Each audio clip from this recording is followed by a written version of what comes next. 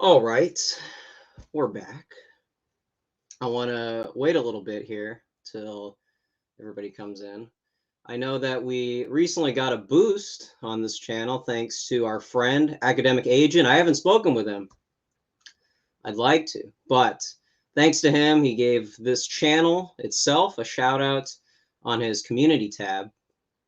And he said it was awesome. That's the direct quote. So I just was curious, since it's Saturday evening, how many people are interested in getting to know the show on a little more intimate level, you know? So just thought I'd try that out. I need to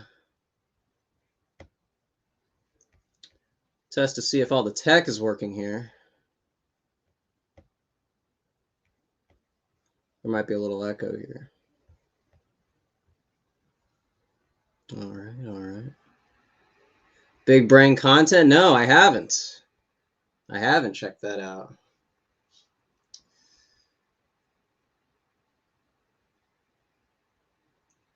No, you're catching me off guard here. On Skeptical Wave, I see some of his content on Twitter.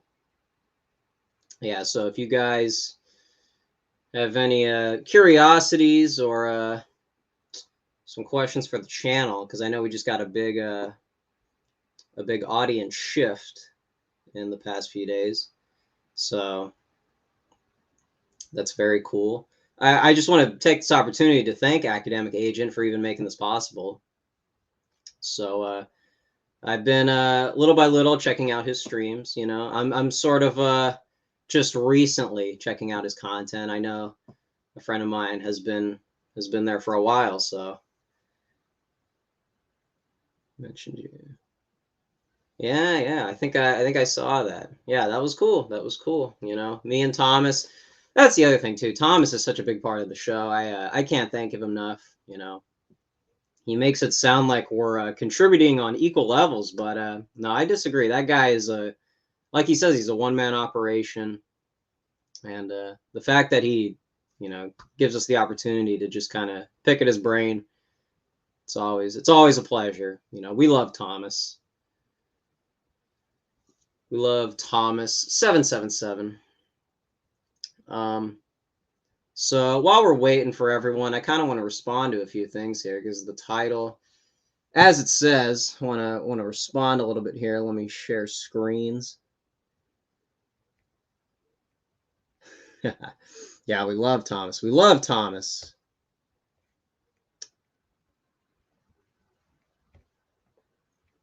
So, couple things. All right. Now, look, I hate to just come out swinging right out of the gate, but I got to be honest, you know, this really rubbed me the wrong way. This really caught me off guard because it inspired me to sort of, we really need to, how do I say this? We really need to communicate this, I think, in a much more pragmatic way.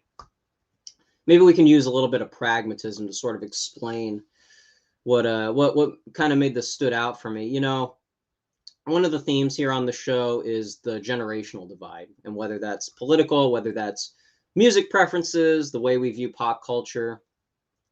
I think that you know, the fact that I am sort of the Gen Z side of the show and Thomas is another generation, I think those what is it? Sam Huntington called the clash of civilizations. I really think that's on display when we're doing episodes together, but not just for a gimmick. I think that the fact that it is two perspectives, I think that sort of helps us kind of get closer to the truth, kind of access the objective truth, if it's possible to do so through reason and also through faith. You know, I think we may not always be able to explain certain things, but that doesn't mean that they're not true. So what I'm getting at exactly is I see a post like this. This is obviously a very serious tweet.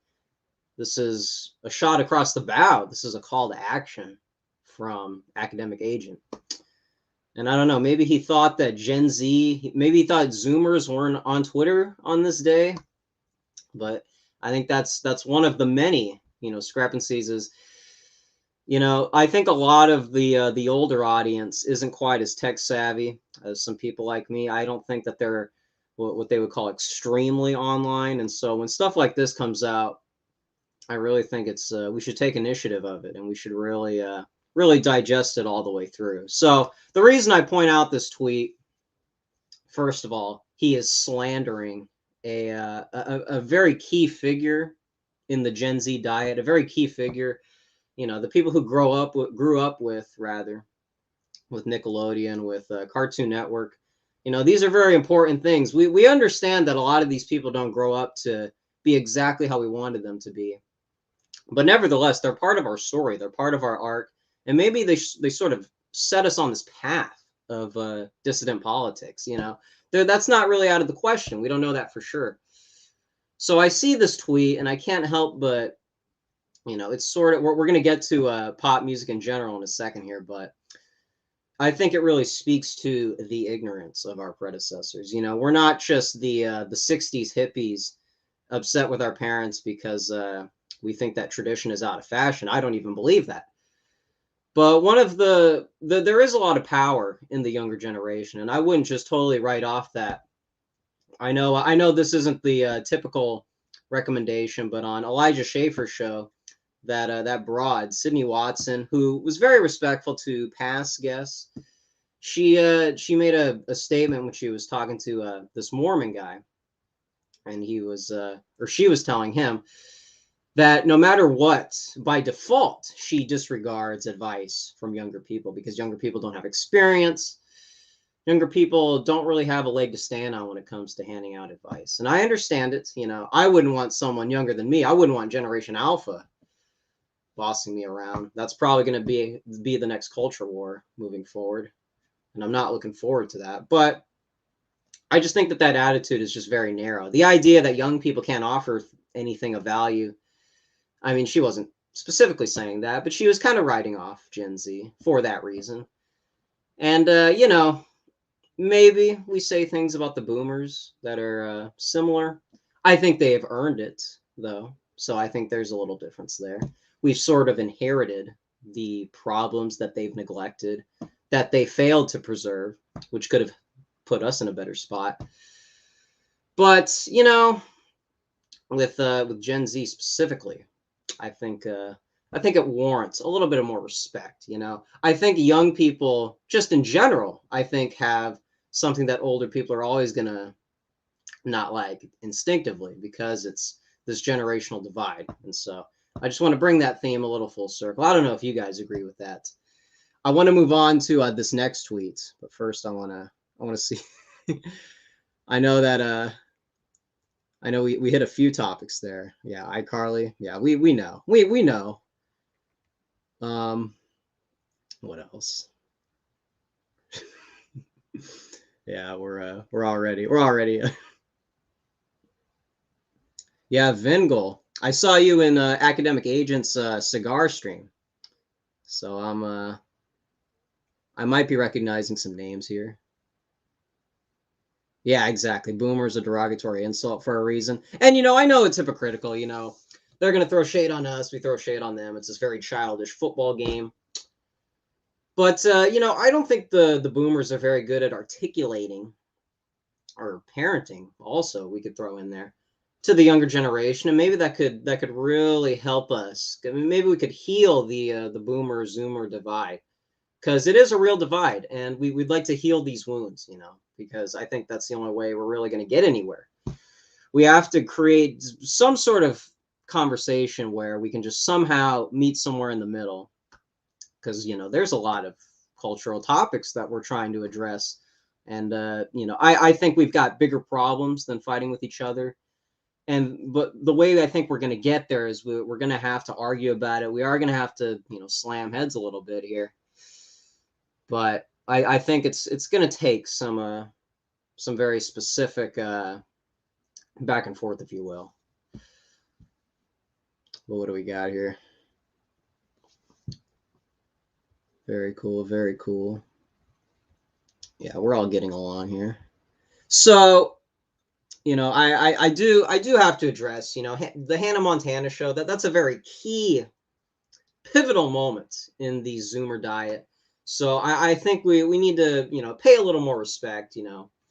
I understand we're not really talking about the full story with that, but again, these are very specific things. Roger Scruton talks about the what's the word? It doesn't even sound like the right word. Iconization. That's how I think I read it when I was when he infamously had that he talked about pop music. And here I should pull up the tweet just so I don't sound insane. So yeah, Scruton decrying pop music as degenerate was the wrong frame. The right frame is astroturfed, elite-driven ideological indoctrination. That's true.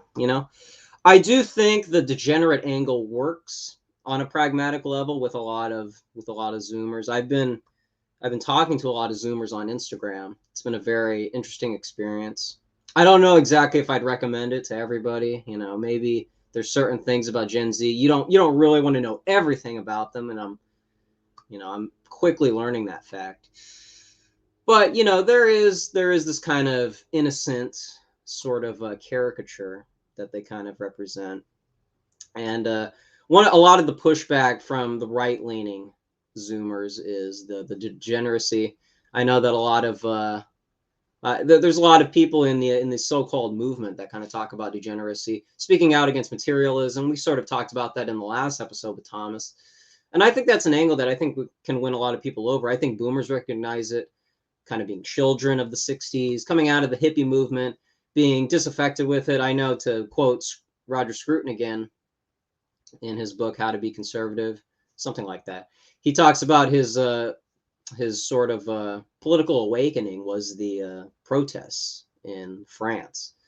And obviously that overlaps with the counterculture, the sexual revolution happening in the 60s in America. So all those things, again, stuff like that, that's the American-Europe divide. There's still overlap because you have this counterculture movement that's pretty much identical.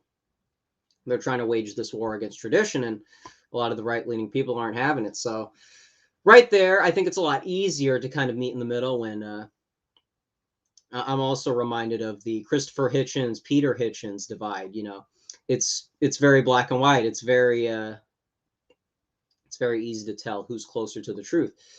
And Peter Hitchens is a lot more, well, they both kind of use language as this sort of well, I don't want to criticize Peter Hitchens because I think he does great work, but a lot of people I think are seduced by Christopher Hitchens. He's sort of this linguistic mastermind that sort of dresses up a lot of these atheist arguments in very colorful language. But Peter Hitchens has the arguments, and so getting to that objective truth through Peter Hitchens, rather, that's sort of what I'm getting at is you have these black and white examples, and it's very easy to argue those. It's very easy to defend Peter Hitchens because we know he's close to the right as in correct, not just right wing. But when you have stuff like boomers who are sort of dragging their feet, and you got Zoomers trying to pick it up, I think that's a lot more harder to reconcile because we don't have experience on our side. We don't have maybe a lot of the political vocabulary. A lot of that has been gatekept by boomers, people like William F. Buckley. That's why I bring him up a lot, is because I think a lot of the hard work has been kind of undone by people like him. And so we're kind of playing catch up. We want the 90s paleocons, the Buchanan Brigade. We wanted that to succeed, but it took all this way to even get to something like Trump. So my point is the generational divide is a lot more harder to articulate because I don't think there's been a lot of conversations about that specifically in political circles. Maybe you guys agree with that. It is kind of an overdone topic. I'm trying to bring pop culture into it to sort of articulate it. I think that's the arena that we're going to be having this conversation in. But I do think that's sort of the divide right now. And I know Gen Z, another thing that Sydney Watson said on her show was that You know, Gen Z. There's not a lot of there's a lot of stuff against us. There's a lot of left-leaning Zoomers. You know, the progressive Zoomers are really making the work harder for us, and I can only imagine what just your average, you know, layman boomer looking at this from the sidelines. I can't imagine what that looks like. You know, I wouldn't want to be in that position either. But curious if I'm articulating this well. Is that Academic Agent's Twitter? Yes, it is. That is. I was. I think it took me a while to figure that out, but yes, that is Academic Agent as far as I know. Yeah, exactly. How many times do we have to teach you this lesson, old man? It's true. It's true, you know. You know, that's the other thing too. The tech savvy thing is a really big advantage. The idea that we can ratio people on Twitter, the idea that people have to be afraid before they post something on Twitter, Twitter being the public space, irregardless if you think it's, you know, a doomed project. We got this new CEO who's going to make things a lot more difficult for us. He's already purged so many of the best accounts. But, you know, if you look at a comment section in general, whether it's, you know, the latest current events news, you know, there's still going to be a lot of hostility in the comments section. And I don't want that to go away. I think that's really what's going to open people's eyes a bit. And maybe that's what's opened up some older people, you know, maybe they've noticed that because of the comments section.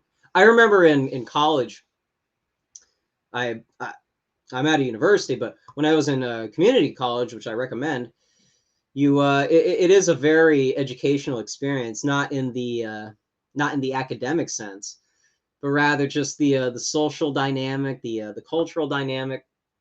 There is this, you know, default kind of talking point where people say you should never go in the comments section because it's all these people fighting, and the usual pivot to centrism. You know, well, let's just have conversations. You know, let's just have this Dave Rubin perspective on politics. And it's like, no, we're going to have arguments. You know, I know this is cringe to even bring this up.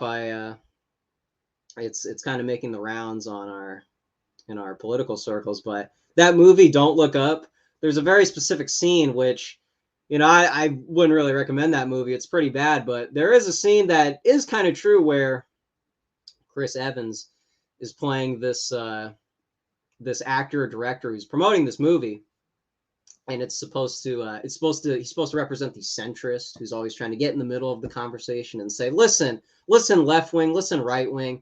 What you really want to do is to stop arguing and just water down all your beliefs and be moderate. That is the solution. And, you know, it's obviously very tongue-in-cheek. It's a very forced, it's almost like a GTA commercial, the kind of humor. But I do think that kind of illustrates the point, is this call back to centrism is obsolete. And, you know, I know that's a very cringe example, but that was just the first thing that come to mind. This automatic pivot to being moderate. That is definitely a long overdue talking point. I think I was going to say, before quoting Roger Scruton, some people might say that he is obsolete because he is trying to preserve something that can't be preserved. Sort of the usual red herring with conservatism, the idea that you can't freeze ideology and prevent the slippery slope from happening. I disagree with that. I think you can very much sort of manage the damage.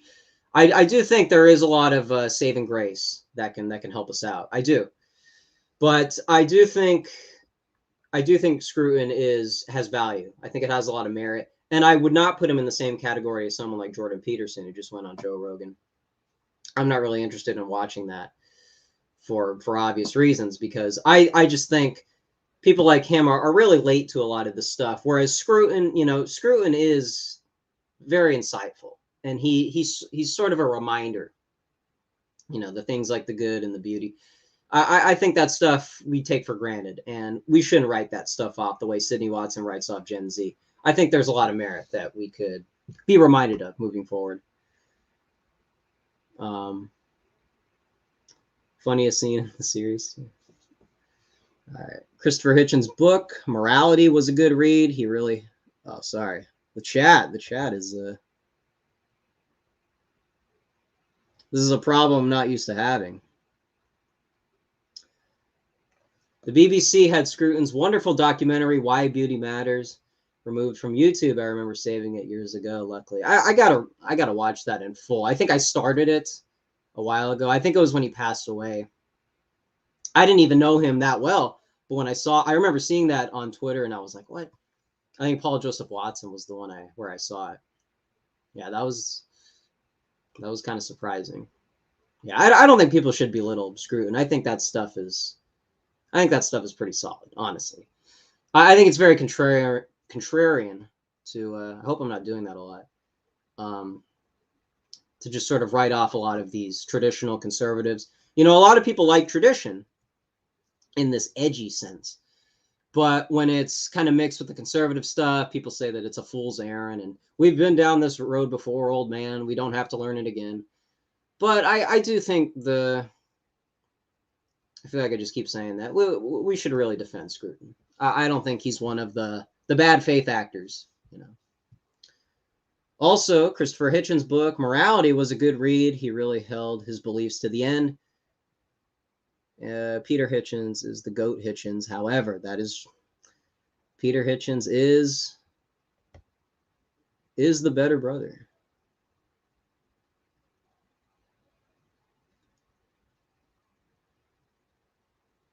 Are millennials or Zoomers more based or cringe? You know, this might be well, I'm sort of biased because I'm Zoomer. I think there's a lot of hope with my generation. Millennials, I don't know, man. I don't think I'm gonna. I think you're asking the wrong person. That's the main problem. Yeah, I don't think I should answer that. I'm biased. Yeah, I don't know. Millennials. What have they contributed? Come on, Chad, help me out here. How do I defend millennials after everything that's been done?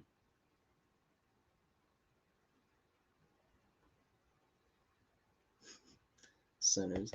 Hey, Sunglasses, if you're still in here, who said the center is the problem. This was another thing I wanted to use the stream as an opportunity. I want to make a Substack. I mean, I have a Substack. I have some writing on there. I was curious if you guys would be interested in checking that stuff out. You know, I don't I haven't promoted it. I think I did a few months ago, and then I think I just abandoned it. But I was curious if you guys would be interested in that. I wanted to give out some recent takes about pop culture. It doesn't always have to be political. I kind of want to stick to the Gen Z theme. But if you guys would be interested in, I don't know, it seems like everybody has a Substack and people are actually checking it out. I don't know if that's really true. I was kind of trying to run that through you guys to see if you guys check that stuff out by default.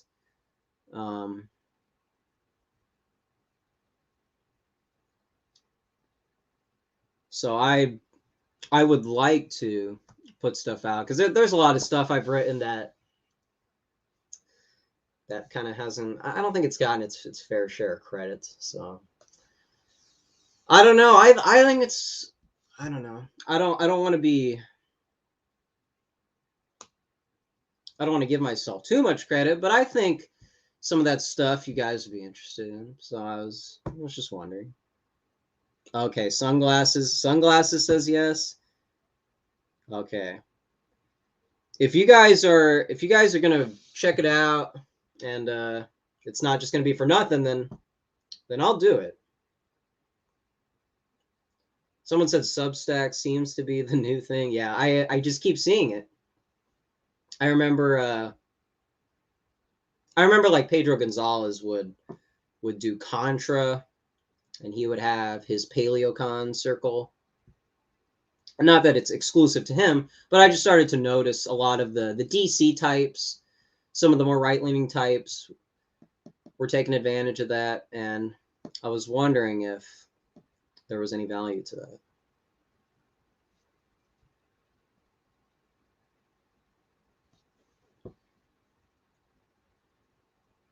Millennials are boomer light. Yeah, I think that's where I'm at. And again, I don't want to be like a boomer writing off Gen Z, and it just seems. I've also heard that you could make a case that millennials might be worse than boomers. I think the entitlement might be a little more stronger with the millennials. That's the other aspect of it.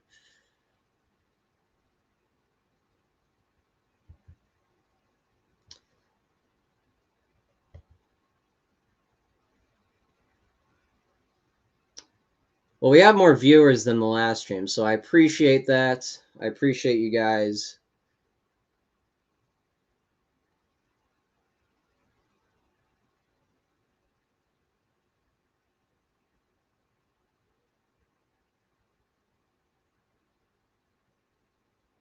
Seen a lot of Edmund Burke from boomers lately. Yeah, there's this libertarian at my college who I don't know what his deal is with the Burkean conservatism. He says that to me as if it's an insult, and I don't know. I've tried to get him into the Mises stuff, and he said I was a bad person for defending the Mises stuff. So that was interesting.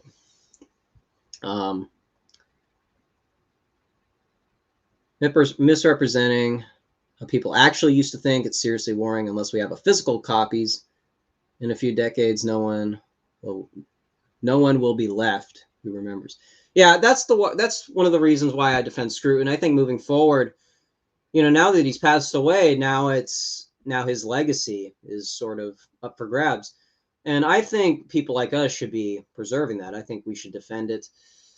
And irregardless if you guys think conservatism is a fool's errand, I still think he was one of the genuine ones. And defending him, I think, is going to, he's another figure that we can say was one of us and probably lived it till the end. So, and we kind of need those heroes. Not what Ayn Rand called hero worship. I don't think that's what I'm talking about. Because with her, it's like this Superman complex. I don't want us to be like what Scruton says about pop, how it creates idols. It creates this idolatry with celebrities and pop culture. I know that's cliche, but it's true that the idolatry with a lot of these secular types, atheist types, they need something like religion. And so they replace it with a substitute as if that's as effective, and it's not. So when they have these figures like Christopher Hitchens, I know somebody recommended his book in chat, but those kind of figures we really have to debunk. Otherwise, those are going to be the people writing history. Even Christopher Hitchens is a historian type. So people like that, and people like that who are smart, those are people that are going to outcompete us if we're asleep at the wheel. That's what happened in the Enlightenment. The counter Enlightenment. Do you ever hear about that in school? Do you ever hear about de Maistre? Do you ever, that people? Those are the people who are gonna override us if we let them. So it's about remembering the right people too. We don't want to pivot to this moderate refrain and then let that be the norm. We want to say it explicitly that this is what the right is. So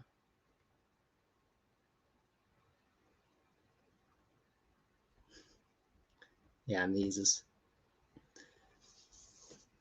He might have been just trolling me. That's kind of the with my libertarian friend. That was his go-to. It's the Burkean. That's because I'm telling him about Pat Buchanan. I'm telling him about Phyllis Schlafly. I'm saying, look, there's a whole other side of conservatism besides the stuff that gets popped up on the algorithm, Twitter, Google. And so we're showing him the paleocon stuff. We're showing him the Russell Kirk type stuff, non-National Review conservatism. And he's like, oh, so you're one of these Burkeans. Yeah. It's like yeah.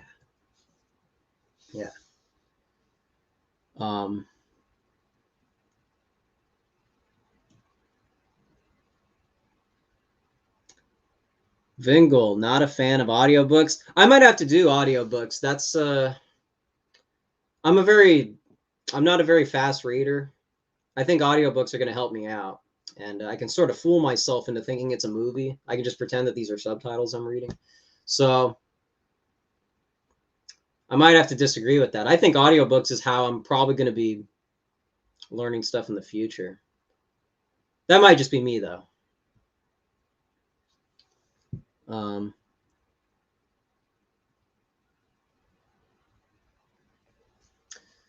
Yeah, the cost of books. I see what you mean.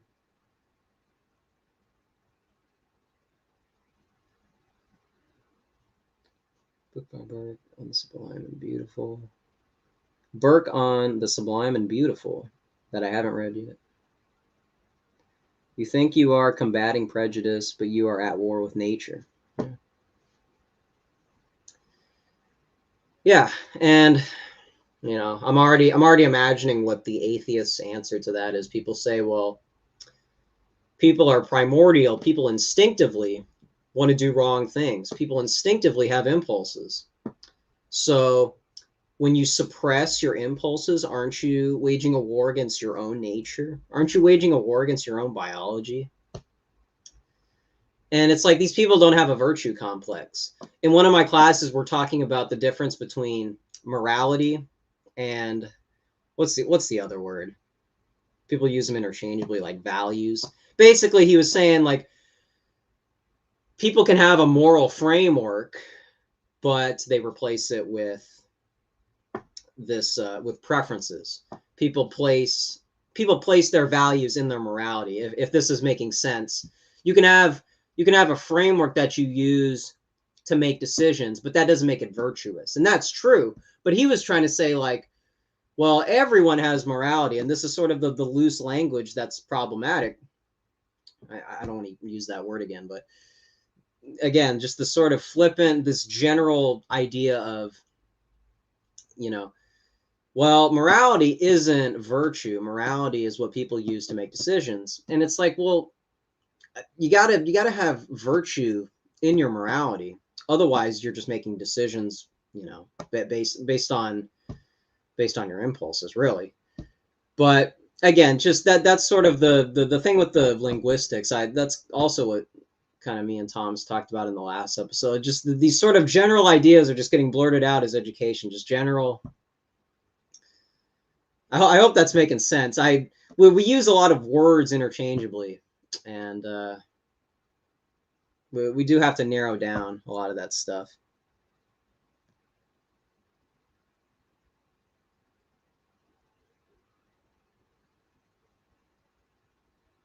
Okay, I think it was ethics. No, that doesn't. I don't know if that was it. Anyways, I think I explained it. It was just he was trying to say like everybody has morality. Okay. Here's what I'm trying to get at from a philosophical perspective. It's this post-tradition, post-enlightenment frame of reference.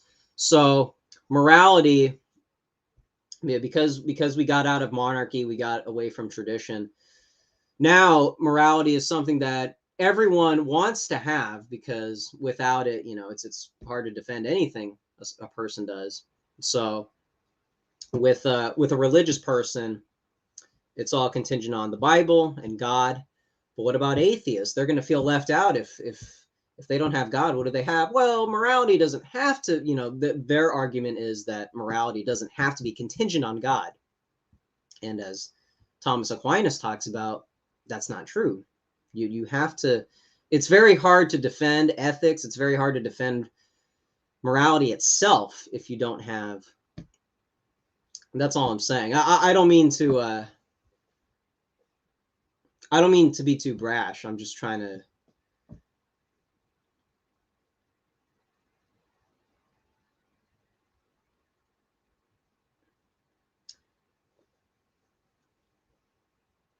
That's the thing that I have.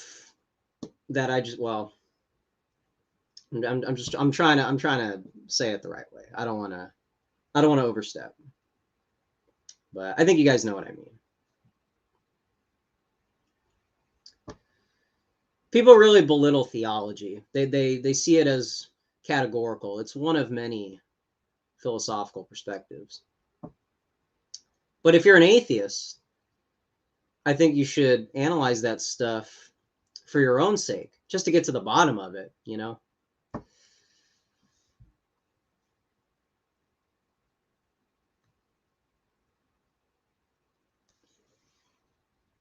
So,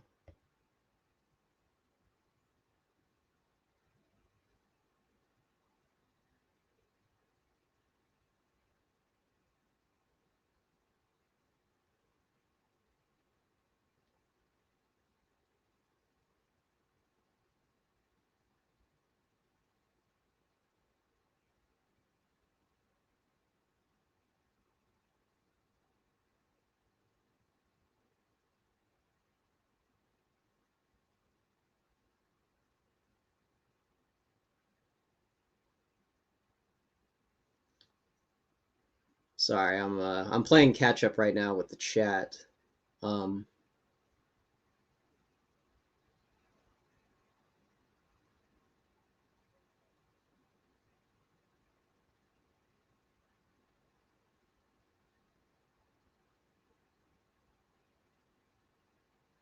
yeah, that's a very good point, Brain. Big brain content. When I tried to determine what a secular morality would be, all I could really say all I could really say is that knowledge is good and anti-knowledge is bad. Yeah, and that's sort of the people who disregard Kant because he doesn't use pure reason. They say they say you're closing your mind to a lot of the scientific approach, a lot of the materialistic ways of gaining knowledge. They belittle faith in this. They treat faith as blind faith. They think faith is anti-reason, and as Thomists believe, or as Thomism prescribes, you know, reason and God is not a dichotomy. Reason and God are one and the same. So yeah, with secular morality, it's very difficult to answer those bigger questions. And right now we're just getting bogged down with science. We're getting overloaded with the scientific approach, and you would think they would get bored of it. You would think, I mean, not that these guys are real scholars of philosophy or real scholars of science. It's a different generation, and that kind of shoehorns in the original topic. We got a long ways from the original topic, but yeah, I think people don't have any reference. They don't have any perspective. I mean, what philosophy, the positivist, I keep mispronouncing that. Positivist movement in the 20th century got bogged down in science and language and semantics, really. And we're such a long way from Kant, from Hegel. I mean, don't you guys want to open up the doors? I know it's cliche to say, but don't you guys really want to be the free speech warriors? Don't you guys really want to, even in a nostalgic way? I know that that's overdone, but that's stuff I think we're going to see in our lifetime. We're going to see a revival of this stuff. It's hard to avoid. People are going to be desensitized by the secular outlook. It's going to get boring. It already is.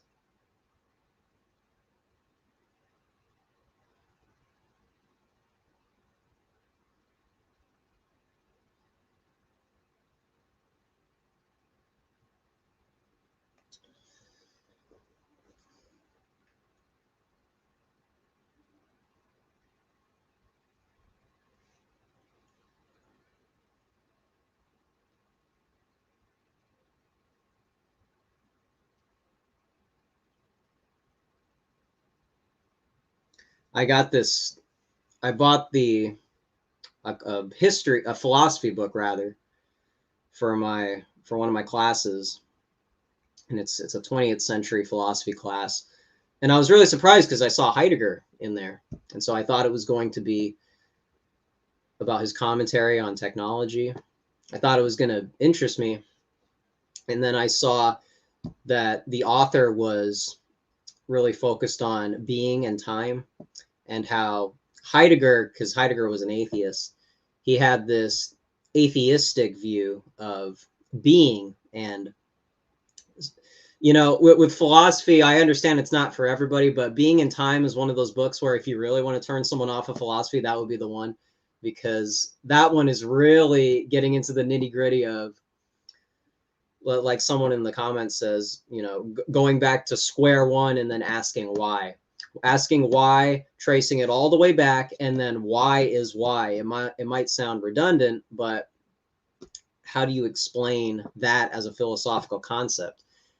And later on in the book, towards the end, the author admits, you know, there's there's religious Catholic philosophy, and she sort of, you know, separates it. And then there's atheist philosophy, and this author says, and that's what they're defending. And so they're admitting that. And when you look at all the other people in the table of contents, it's people defending libertarianism, it's people defending atheism, having religious debates. And you can imagine what that is. You know, are these people really well read? Is this someone who's looking at all of philosophy, or are they looking at the philosophy that has been normalized in the last 100 years? That's what was really disappointing. I'm still gonna.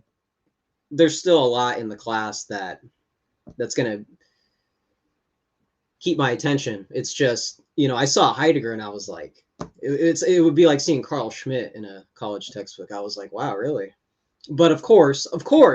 And to bring back what someone in the chat said, they're going to make that Heidegger's legacy. It's not going to be criticizing technology like in I was thinking of one scene, but it's not going to be his critique of modernity. It's not going to be his critique of living with technology and how it's destabilized society, how people are going to be desensitized to the natural world, to the, you know, as Scruton would say, the beautiful, the good, the virtuous, good tradition. They're going to reduce Heidegger's philosophy on atheism. And I think even atheists would say, wait a second, you know, check out all this other stuff that's going on here. You can't just hitch your ride on that one topic, that one note topic.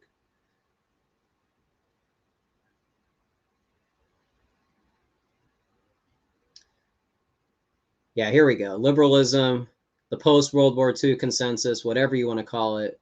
Scientism, leftism, exactly.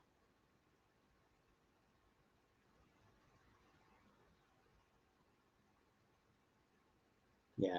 They can't destroy the truth. Big brain content. They can't destroy it. The truth is the truth. And traditionalists understand this. You can access the objective truth. Now, there's a lot of edgy traditionalists that go down, you know, this other road. I believe there is an objective truth, and, you know, I think people go a little overboard with Evola. You know, I think you understand what I'm saying. There's aspects of Evola that are really too pagan. Too pagan.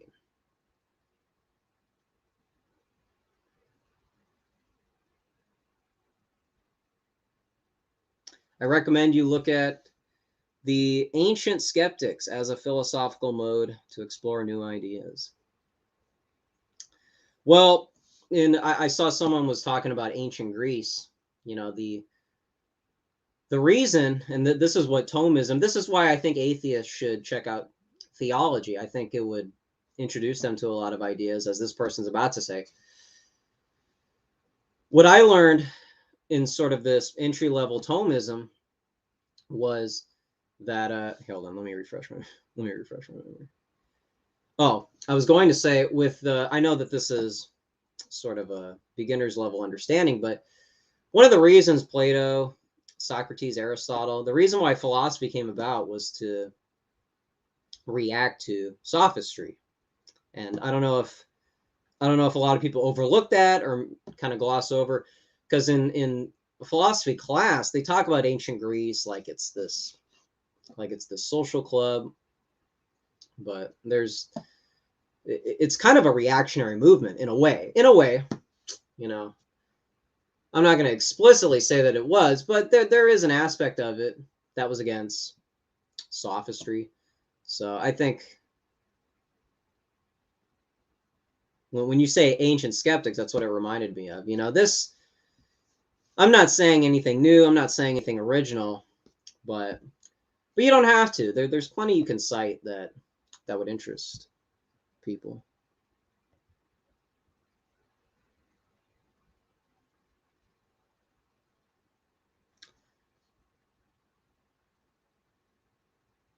Some philosophy, I think this really says it all.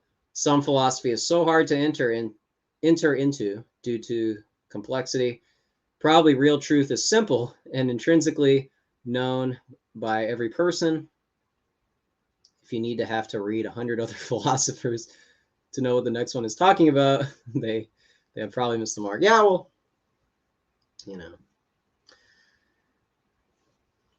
that's why when people write off people that are just blunt, people that, when people belittle Christianity, it's like, so all the answers are in the Bible. Well, if you believe that to be objectively true,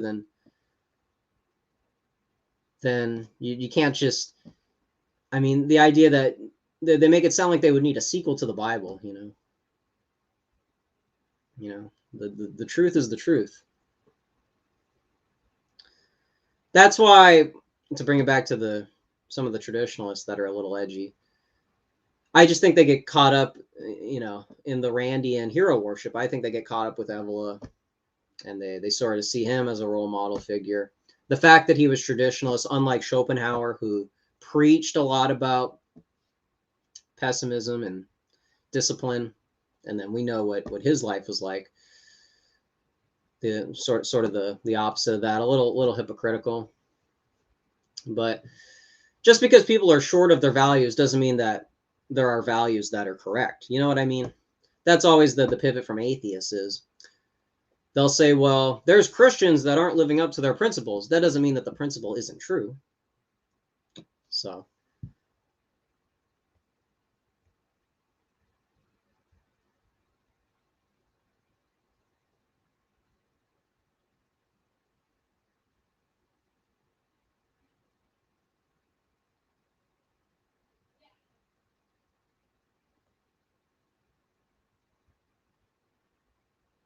I may have missed some people.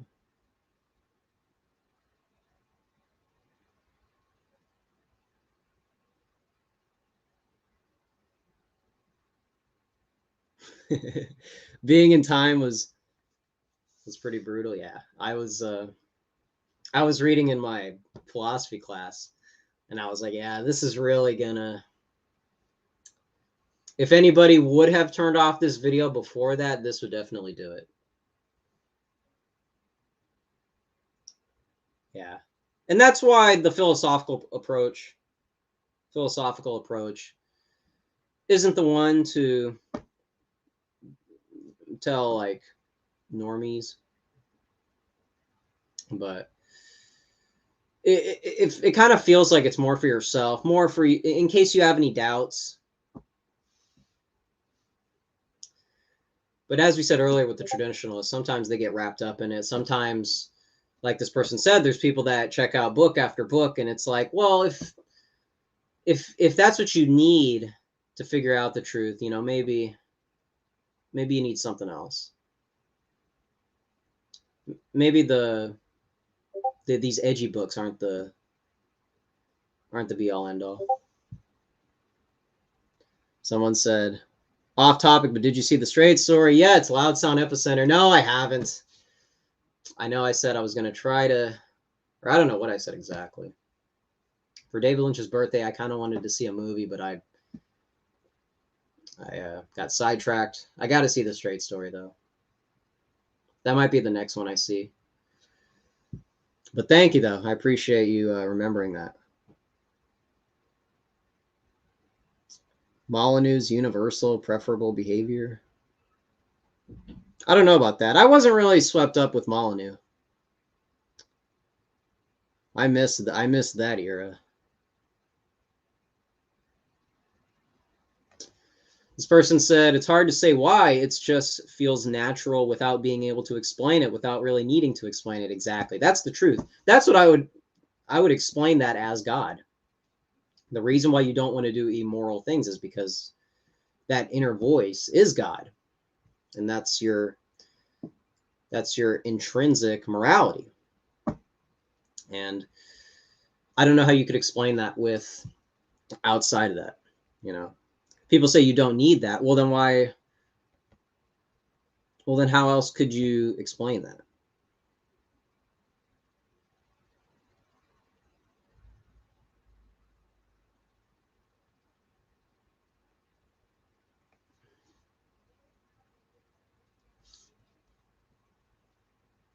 Just read them out loud, bro. Yeah, I might have to do that. Honestly, I think that helps. I was reading something last year. I don't remember what it was. Oh, I think I was reading Buchanan. I think that's...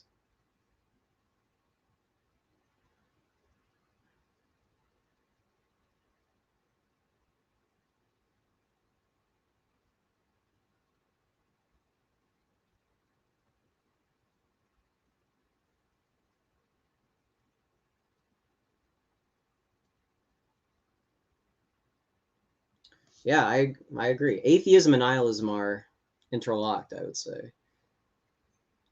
You cannot have A without B. Yeah, that's the thing. You know, that's why. Yeah, that's why religion helps those people. You can get out of that. You can get out of nihilism.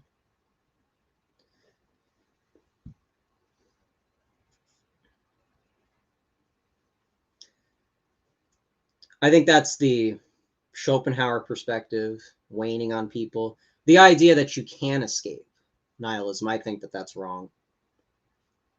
I think that there is a way to cure that.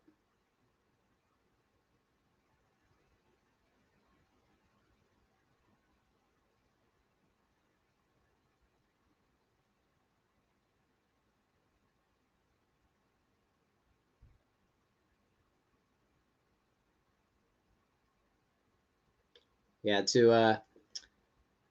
or maybe this will create some more stuff in the chat, but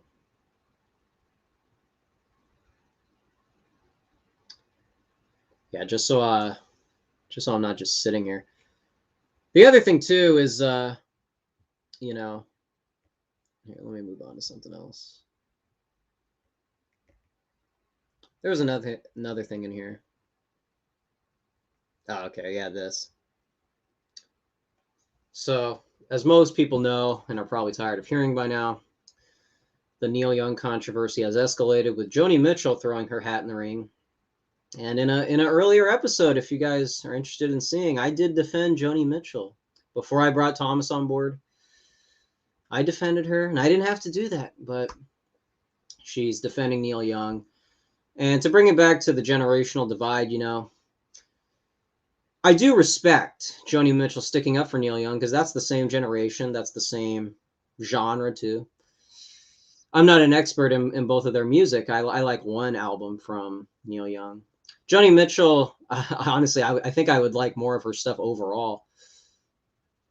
And but you know, this is a thing where people would say, oh, you know, you're going to defend Neil Young, and it's like, yeah, it's loyalty.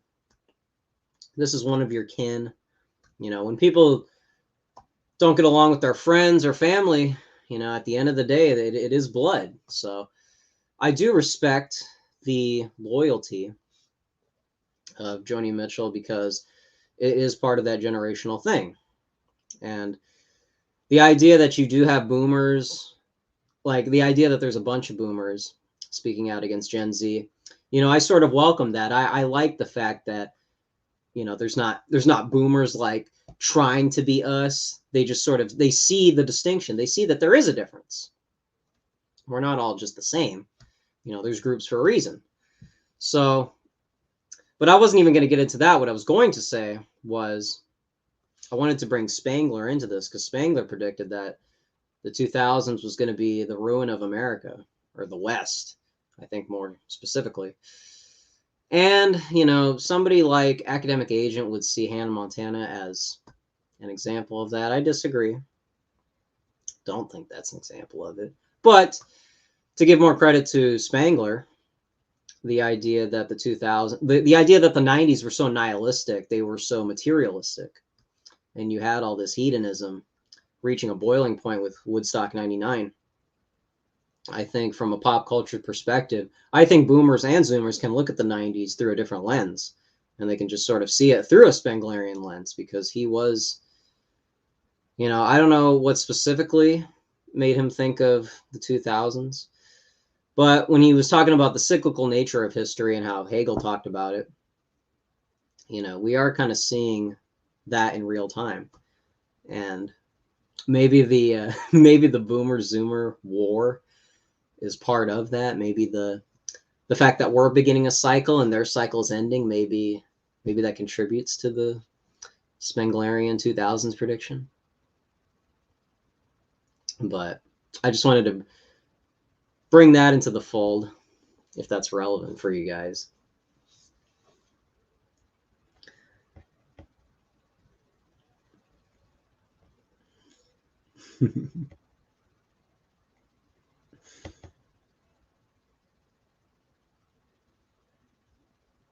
Yeah, Joni and Neil. Yeah. It's really something.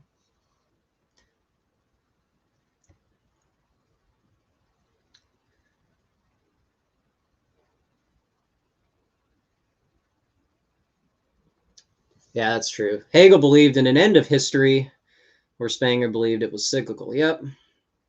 Yeah. And, to kind of contribute to that, maybe the fact that the boomers are still here waging this war against us poor zoomers, maybe that means there's some value ahead. Maybe the boomers are going to contribute something, some insight that maybe the zoomers were going to miss if their cycle had truly ended. Joni Mitchell's not dead. Neil Young's not dead. This generational divide is coming to the forefront with the current news. And so maybe there's some value here. There's some introspection that we can gain. Boomer cringe is temporary. Records like After the Gold Rush are forever. Who is that?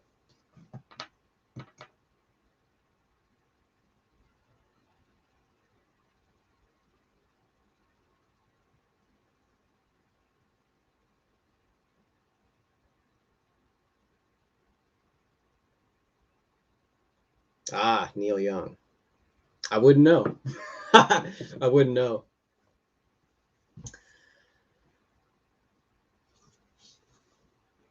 Yeah.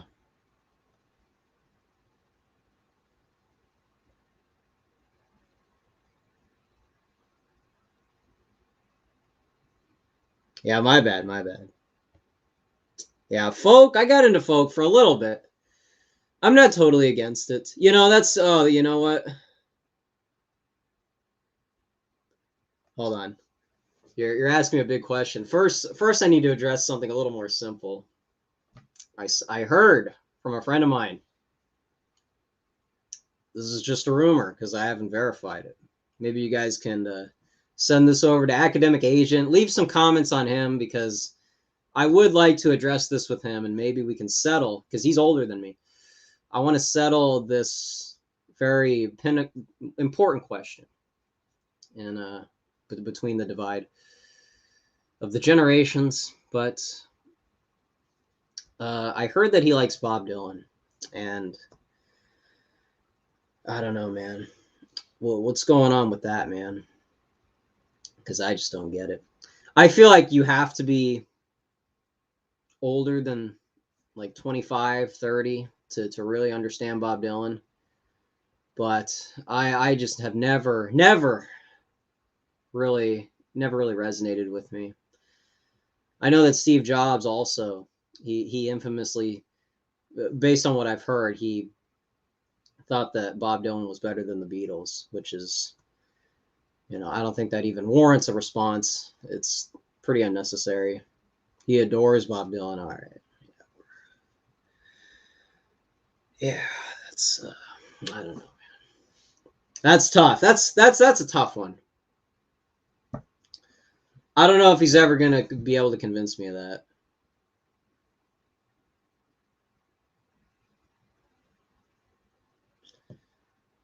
We did 2 deepest lore on Dylan. Really? Yeah. Well, I would love for you guys to explain why. I don't get it, man. Bob Dylan writes catchy tune, but the lyrics are the lyrics are cringe. Yeah, well, yo, bass guitarist in chat. Shout out to bass guitarist. He's got a brand new single that's going to come out. I don't know when.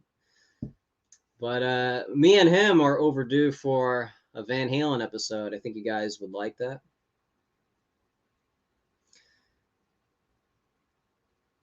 But somebody said Bob Dylan writes a catchy tune, but the lyrics are cringe. I usually hear the opposite. I hear, even if you don't like the voice, if you don't like the songs, the lyrics you have to defend. And I don't know.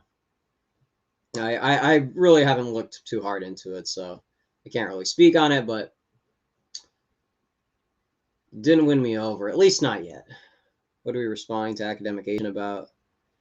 Oh, we were talking about a few of his tweets. He was talking about, well, first of all, bass guitarist, we're a little closer in age. Tell me if this tweet offends you in any way. And there's really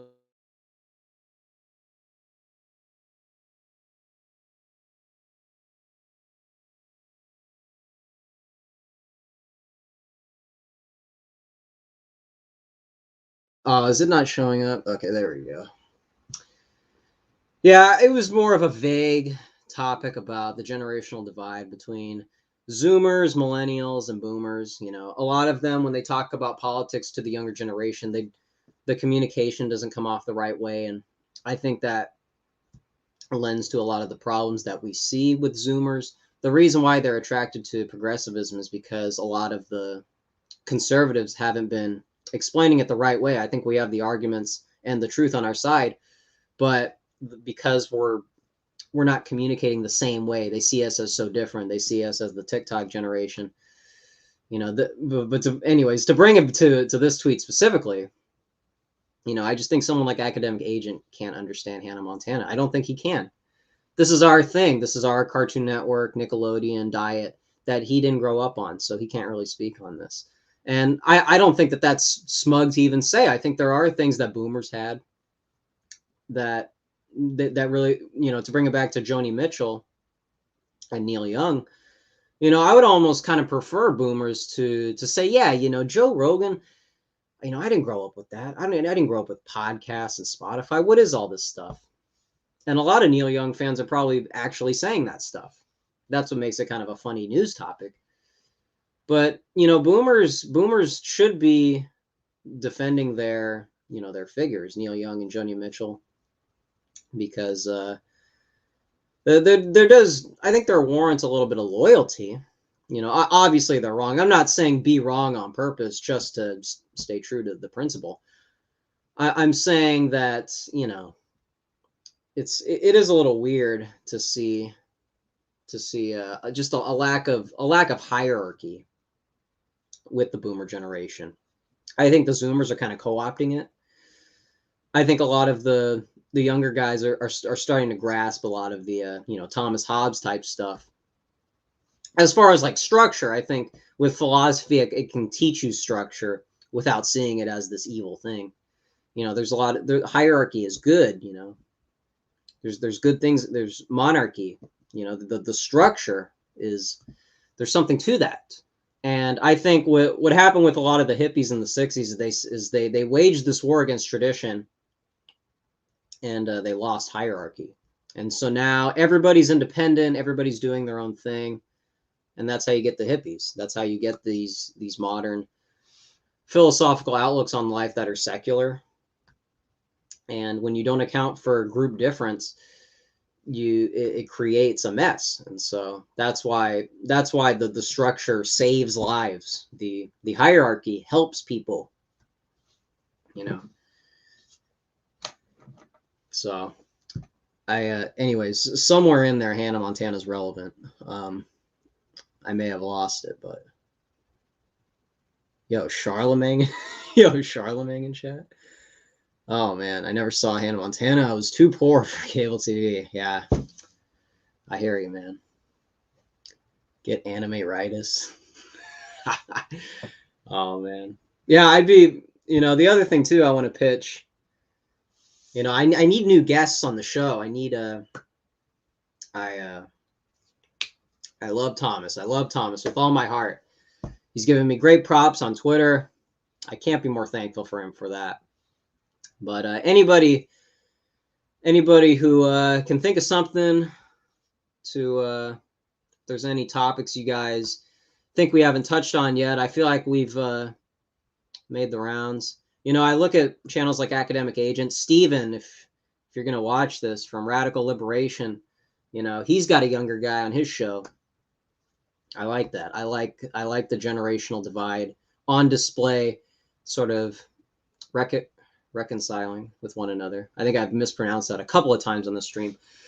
But, Charlemagne, all you guys in chat, I wanted to do this. The title's a little clickbaity in response to Academic Agent. It sounds a little confrontational, but I wanted to hear what you guys, because I'm sort of a newly inaugurated, or not newly inaugurated. I'm just sort of watching Academic Agent. That's what I meant to say, little by little. And I just wanted to see what his audience is curious to see. I asked about I was going to put out a Substack for you guys to check out some pop culture stuff. It doesn't always have to be political, but there can be some political stuff in between, some themes that I think you guys would be interested in. And I think the other thing too with Substack is I think it's way too academic. It's way too serious. I think we really need to bring it back to the basics with the Substack. We need to talk about more pop culture topics. I think that would interest people. I don't want to turn it into the serious thing that I think a lot of the DC types, when they make Substacks, it's all about, the conservatives aren't conserving anything, and, why the left doesn't understand hierarchy, and, all the usual talking points.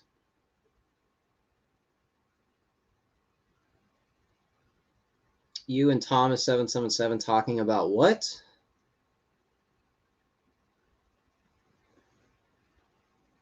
Horror movies was okay. Yeah, that was a while ago. That was Halloween. Yeah, stuff like that. I want to, what do you guys want to hear? You guys are the ones who watch the stuff, so it's not just a repetitive exercise over here. You need to find your own groove, more culture-based stuff like you're doing. It's good. Thank you, Liberty. Culture broadly, not just politics. I agree.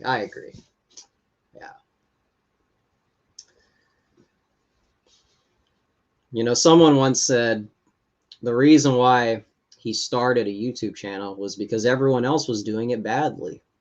So he had to set the record straight. And I'm not going to say that's why I started the channel, but I do think I want to work around what everyone else is doing, if that makes sense. So I see a lot of the philosophy stuff, and being a philosophy major right now, it's right up my alley, but I do have to constantly wonder what a bypasser would think when they see all this nitty gritty,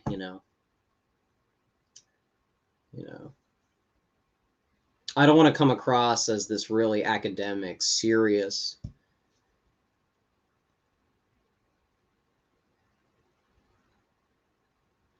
Art, music, everything. Politics is too dry. Politics is too dry. Dry to the bone.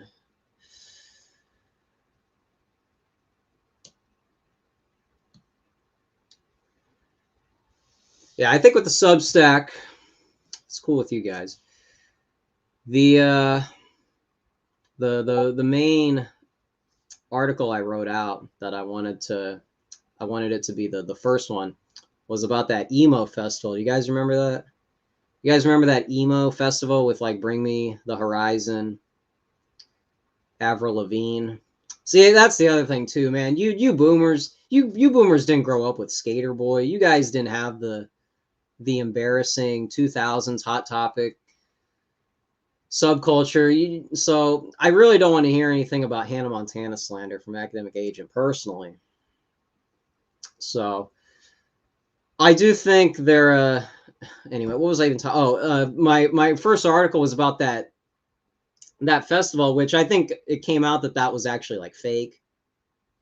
I don't think that festival is going to be happening, right? Unless someone can correct me in chat. But Charlemagne has dozens of Hot Topic t-shirts. Big if true. 2000s Hot Topic culture is millennial. Sorry. Listen, man, bass guitarist. I don't know what you're talking about, man. I don't want to get too descriptive about it, but the Zoomers were all over Hot Topic, okay? I know that's... You want to talk about revisionism. You want to talk about political misinformation. You want to talk about the what Thomas calls the Nuremberg era. The stuff that the Zoomers have written out of history is way out of line, okay? You guys need to own the Hot Topic stuff, all right? You don't have to go all out. I'm not saying you got to wear that stuff now, but that's part of your culture. When I say boomers need to defend Joni Mitchell and Neil Young, I'm not saying that just on principle because they're all older, but that's part of your history. And so you got to reflect on that a little bit. Some of that belongs to you. There's no separating that, okay? I'm sorry. All right. That's just the way it is, man.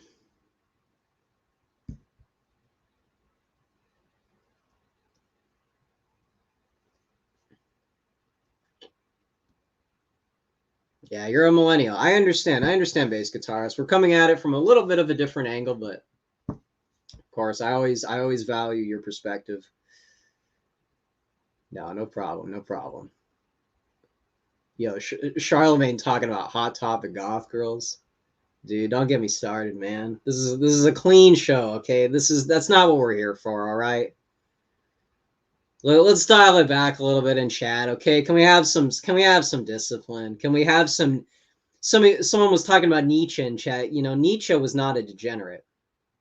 I don't like Nietzsche, but Nietzsche did not indulge in vulgarity, all right? You guys can learn from that aspect of him. I don't defend him by any means, but I think he's oversighted and he's somewhat of a caricature. But yeah, optics in chat, please.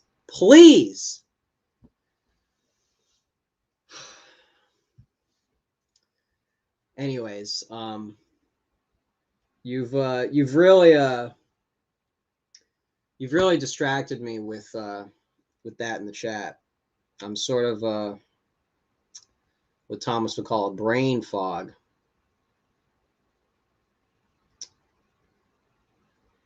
Hey, since we're talking about Nietzsche, yeah, he is overrated, and he's the something my teacher said. My teacher said a lot of blasphemy in class, which I don't appreciate I don't know if that's normal in philosophy classes.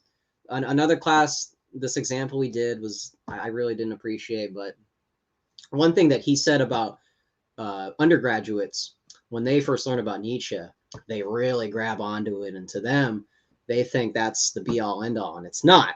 And he was talking about how it's funny to see left-wing people appropriate Nietzsche. They think he's like a self-help guru like Jordan Peterson. They see Nietzsche, and this is that. What's that?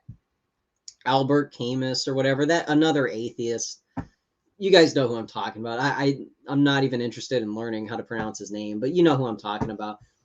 Philosophy, when it gets reduced to this self-help stuff, that's not what Nietzsche is about. Nietzsche wouldn't want his legacy to be that. But you also have what I remember my teacher saying was Nietzsche. They say that that's Nietzschean. The fact that Nietzsche's legacy has been subverted, that is kind of Nietzschean. If we were going to use his philosophy as some sort of framework. But anyway, it was just funny to see how even like a left-leaning professor has to laugh at all this sort of misreading of history. But anyways, yeah, Albert is Gen X and Jordan Peterson. That was my impression. Just from I hardly know anything about the guy, but I was not interested. Oh, hold on a second. We got some content in here. Bass guitarist is okay. Well, hold on. I before we get to that topic, I want to.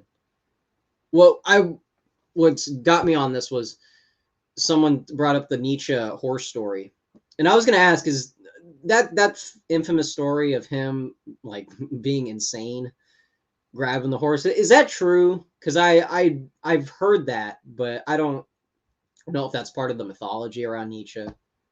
People really go overboard, so I don't know if that's. I was just curious if that really happened. Well, what did he say? He like hugged it. And is there any context I'm missing with that? Because it sounds like a very bizarre story. But I was just curious, since you guys know a lot more, I was interested if that was even true. Because that's one of those things. Yeah, Evola is also overrated on the right. Yeah, we really need to graduate. I mean, I kind of got out of it, or I'm out of it, but a lot of people on the right overrate Evola. No, I'm not. What's wrong with hugging a horse? No, I'm just asking if that's true. I don't know if the story's accurate. I don't know why he did it too. I don't know if anybody does. But it's one of those. What would you say? It's just something I hear, and I don't know if it's one of those things that has been galvanized into something that it's not. Yeah, everybody's talking about Evola. It's very endearing. Yeah, it's because what's the timeline on the horse story? What was he already checked into the hospital? I don't think it's true, but it's symbolism, I guess. Yeah, see, that's the thing. Yeah, he had syphilis and went nuts. Yeah, that's what I was trying to get at that I couldn't. Well, I don't know if that's what I was thinking of, but it sounds like a romanticized story. It sounds like something that he would make up. It sounds like something that he would put in Thus Spoke Zarathustra. So I was just curious if I was reading too much into it.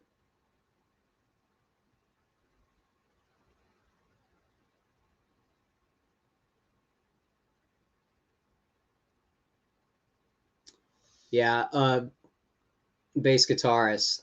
I couldn't understand. I can understand Nietzsche on some level, but everything from Evola seems in left field to me. Here's the thing, guys, and I don't know if this is going to divide the chat. My problem with Revolt Against the Modern World is there's too much pagan stuff in it. And so there's these entire chunks of the book that I can't really use. You know what I mean? So, people need the right kind of tradition, not just traditionalism in and of itself. And so that's what steered me away from Evola. Was I think a lot of it's bogged down in his personal preferences. You know what I mean? You know how Nietzsche really likes Greek culture. You know how that's his niche, the niche of Nietzsche. Yeah, that's my problem with Evola. A lot of it is preferences, and I don't think that's objective. You know what I mean? Like, I shouldn't explain the joke, but like, obviously I don't have a problem with academic agent criticizing Hannah Montana. But like, if I made Hannah Montana part of philosophy, and I made that, like, if Hannah Montana was a Dionysian figure, can we make that work? Is Hannah Montana Dionysus, born of Zeus, this sort of half mortal? I mean, it's not true. You know, this is Greek culture. Yeah, if no, but that's maybe that's what academic agent meant. You know, this there's this idolatry complex with Hannah Montana. This is the real Dionysus that we have to look out for. You know, a lot of men in the 21st century, they are the last man. They are sort of, they're looking for something, and they need a Superman. And you know, there's a lot of Greek gods. I don't believe in that stuff. There's Dionysus. You know, Nietzsche's very specific about that. But you know what's going to lead Zoomers to become right wing? You know what's going to turn Gen Z away from TikTok? It's going to be Hannah Montana. It's going to be oh man, if only I had those songs memorized, that would make it a lot more funnier. But anyways, that was terrible. I apologize to anyone watching right now.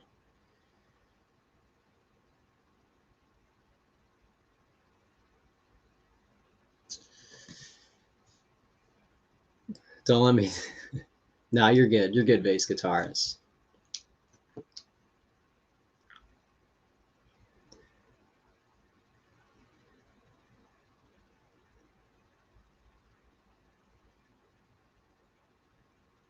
Yeah, that's the thing. The Greeks are anti-Christian. The Greek gods are idolatry. So that's what I mean by that. With when I say I can't really use that stuff, it's a very narrow. The Greek culture is very narrow.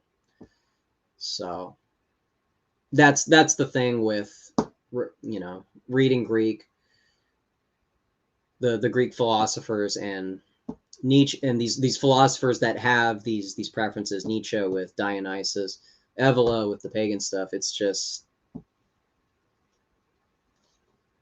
I think people need to see what that is. You know, it's not, the philosophy is not original. You know what I mean? These aren't new ideas. You know, Heidegger talked about Kant. You know, it's all derivative. So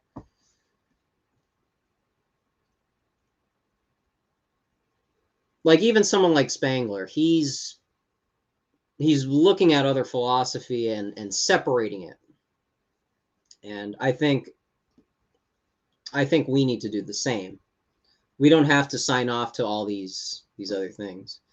Billy Ray Cyrus is Zeus. Okay, see, now we're getting this going. Vingel, if you're still in chat. Hey, oh, hold on.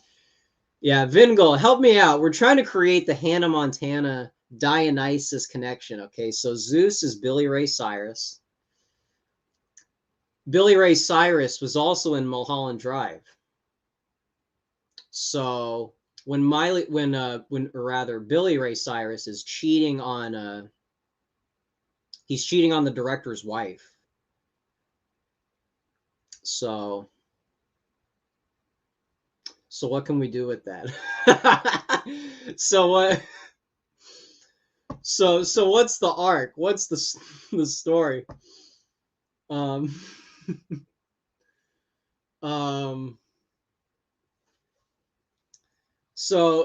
Hannah Montana is Naomi Watts. you know, sort of, she's dubbing her dialogue at the beginning. She's dazzled, like that Susie and the Banshee song, Dazzle. She's dazzled, you know, going down the escalator. Welcome to Los Angeles. And she's telling the old people, you know, goodbye. I'm so excited. And then she goes into her apartment and she meets Miley Cyrus, her doppelganger. Her doppelganger after seeing the Hannah Montana movie poster in the bathroom. She gets out of the shower and it's Miley Cyrus. And we're gonna make this work. This all lines up. So those are the two leads, and it's very confusing. Like philosophy, it's very confusing.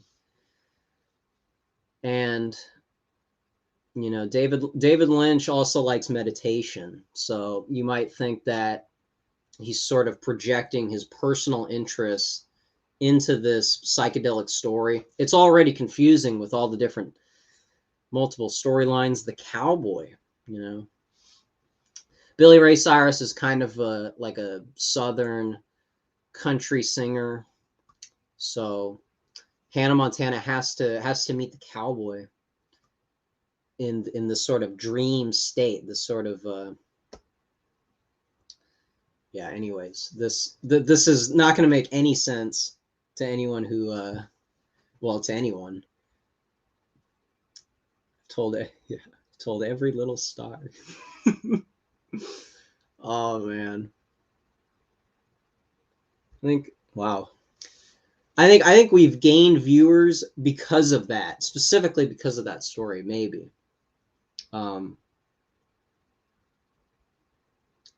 Is there any common thread tying religion in this movement together? That's what I think is going to be the unifier. I think, you know, Keith Woods should become Christian. I know Joel Davis is Christian, and I think he's Catholic too.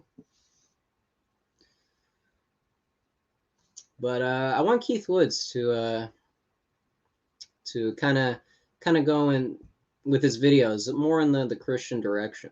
He's kind of getting there if you look at his arc. And that's my prediction, you know. If I know he's sympathetic to it. I know he, you know, because he's Irish. He's living in the land of St. Patrick. And of course, you know, the Irish Catholics, you know. So I just want to throw that out there. How did we get on that? Oh, what's going to tie the movement together? Yeah, the right, you know, because the thing about Woods is, you know, he was into the Evola stuff, and I think a lot of his audience was Nietzschean. And they're also very hostile too, so it's like, you know, that audience is kind of maybe hard to please, you could say. But I think his it's kind of going in this Christian direction, and I would encourage people to like that. I think that's a good arc. Okay. No, that's good to hear. That's good to hear that he's pro-Christian. Okay, Vingol. Gotcha.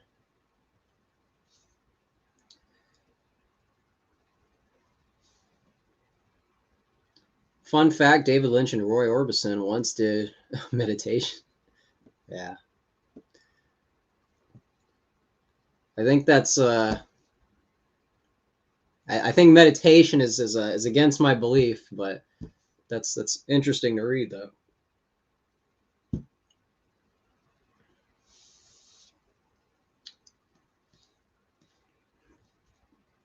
Aided by I just saw this right now. Aided by Godmother Dolly Parton. Yeah, that might be. I think that's it. Man, that's really something. You see, this is why the chat is essential. That's why these live streams are important. Man.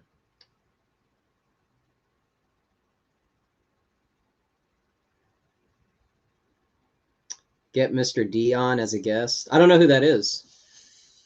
That's the thing too. I don't, you know, I'm sort of a new person around this corner. You know, I'm checking out Academic Agent, Stephen from Radical Liberation, you know, Charlemagne, Morgarath does his thing. I'm just, yeah, I'm curious if anyone would want to jump on board the channel. You know, you guys know all about Thomas. You know, what anybody watching who knows people like, you know, people that are in Academic Agent's sphere of influence, I'd be open to talking to those guys. You know, I want to see what's up.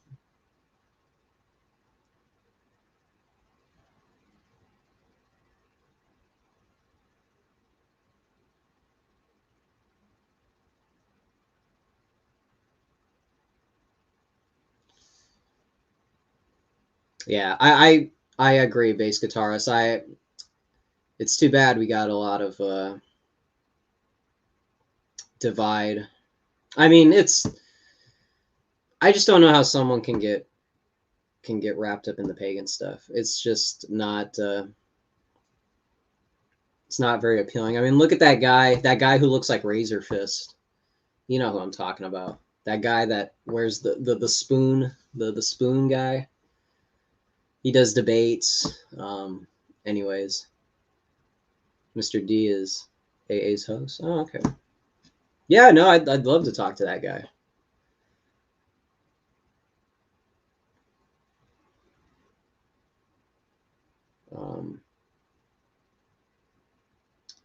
Yeah, again, Peter Hitchens is really something.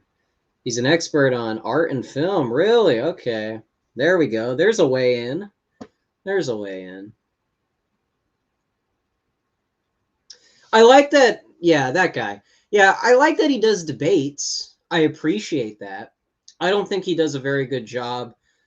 Like, he was doing that debate about China, and he was saying that, like, if you're an American and you admire aspects about China, that makes you a traitor, basically, because, you know, even if the American government is corrupt, you know, you shouldn't want the American government to lose against a foreign nation. And it's like, he was trying to say, like, what if you were in China, you know, would you rebel against the government?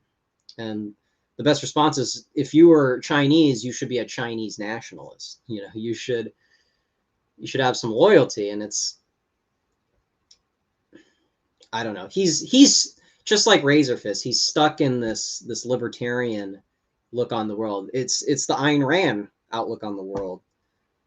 The idea that the free market is going to solve everything. The idea that morality is always going to be in demand. And we're seeing right now that it's obviously, you know, it should be in high demand. And the free market capitalism is not providing high supply of morality. So people should,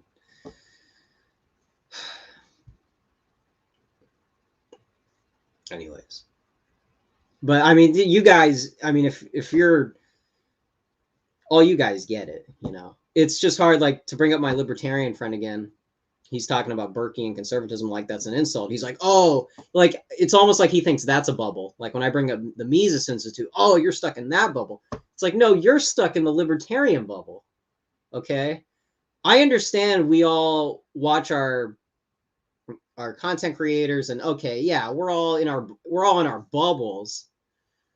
But, like, I imagine a lot of you probably had a libertarian phase. You might have had a neocon phase. I mean, we had the evolution. We went through the cycle. A lot of people start the cycle and then tell everyone else that they haven't finished it. It's like, no, you haven't finished your first cycle. Okay? Finish this, and then we can talk about all that. Okay? So, does that make sense? Because I don't know.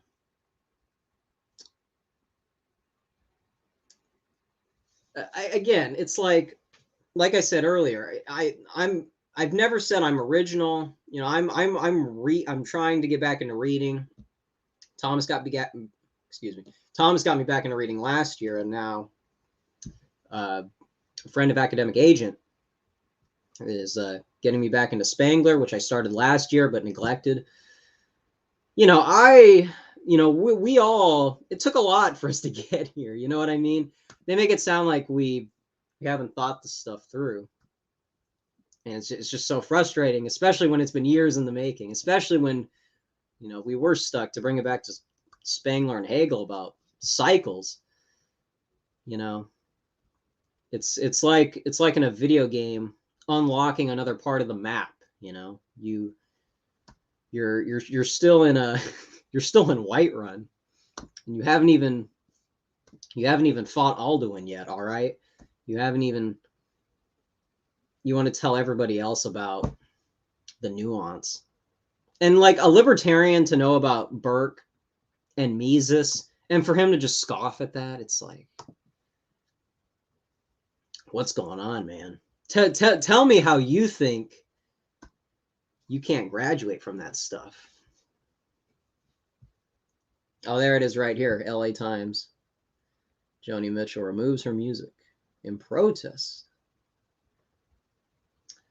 I think the boomers they're the protest generation, you know, even in their old age. Even when they're proven wrong, you gotta protest. It's the would that make it the counter culture? Because, well, it would just be counterculture. Because they're rebelling against the same thing, just later. Yeah. You know what I mean? It's just whatever. Again, you know, I'm not saying that just to. I'm not just trying to be rude. I think that it's ironic. What about you guys?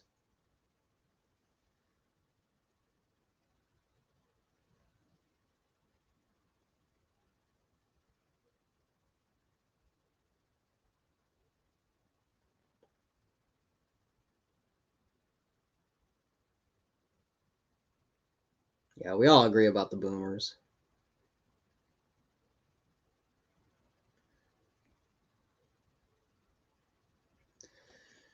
Yeah, that's another thing. Steve Franson made a video against John Doyle on Odyssey. I think you guys should check out. I think it's an interesting perspective. This is another, when we talk about how language has been kind of put in this category that we take for granted. As this person said, Trouble Armstrong, free market capitalism isn't supplying morality, but we should still strive for liberty. The libertarians are allies. I was going to do a video talking about people like Stephen at Radical Liberation. He understands this, you know, a lot of people are disaffected with capitalism in its current state. But as Steve Franson said, you know, capitalism used to be synonymous with Christianity. So when we speak out against, you know, the lack of morality in the current supply and demand, we should be more upset with people like Milton Friedman and Thomas Sowell, and Ayn Rand too, who have tried to convince an entire generation that that is the best form of capitalism. You know, we can still have liberty. And in that way, that's why the Mises guys, there's so much overlap, because you would think, why would libertarians want to have anything to do with the right? In a lot of ways, that's what Keith talked about in his libertarian communism. I forget which video that was. He had a weird background in that video. Anyways, getting off topic. How libertarians and communism are two sides of the same coin, because they both agree on the most important stuff, you know, the usual stuff. And it's just funny to, well, it's interesting, not funny. But Steve Franson was talking about, because John Doyle does this thing where he uses liberty as synonymous with vice.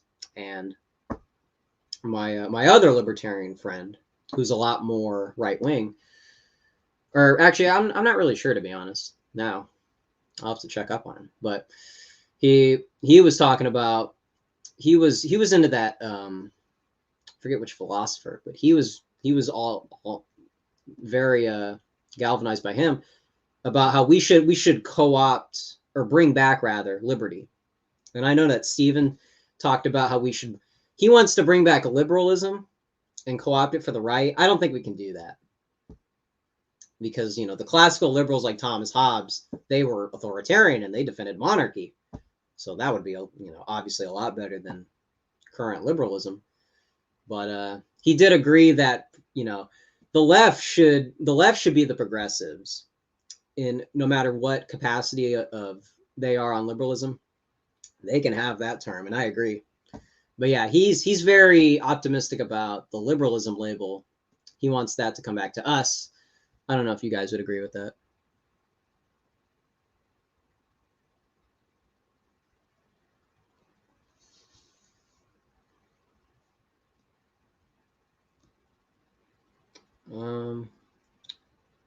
So I take you're an expert on music. If you want to guess who have a music knowledge, I know people. Whoa, Charlemagne, if you could hook that up, you gotta reach out to me after the show, man.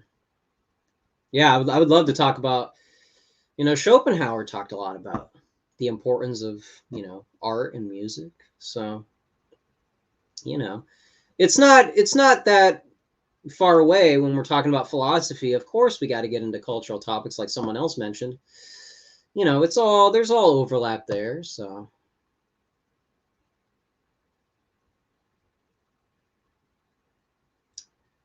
Hobbes has some assumptions about equality among men that are problematic. Well, I think we know why, right? Same reason John Locke, you know. These guys are living in 17th century Europe, or not 17th century. But you know what I mean. You know, they're living in Europe in a, you know, in a time when the world wasn't what it was today. So, you know, it's easier to talk about classical liberalism, you know, 300 years ago. You guys get it. You guys. DJ Velvet Glove? I don't know who that is. Half libertarian, half authoritarian right. It's a confusing state of mind to be in, I bet, man. Yeah. Well, it's like that's like the Mises guys. Yeah, Charlemagne. I don't know. Are you on Twitter?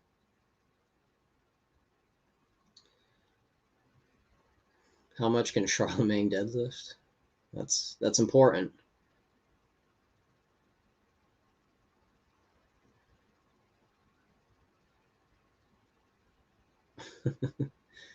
$225. Interesting. I think I missed a lot of your comments. You might be shy, but I pump iron with them weekly. Try to. Awesome, awesome. All right. Yeah, I'll get you on Twitter.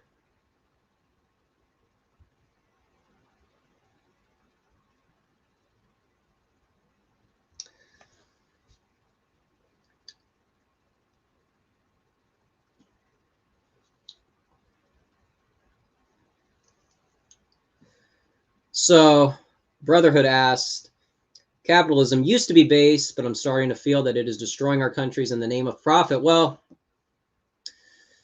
as Keith talked about in his neoliberalism video, the 70s was really when I think this really started to get into the pop culture, with people like Milton Friedman and Thomas Sowell going on Buckley's show, and Ayn Rand, you know, doing this earlier.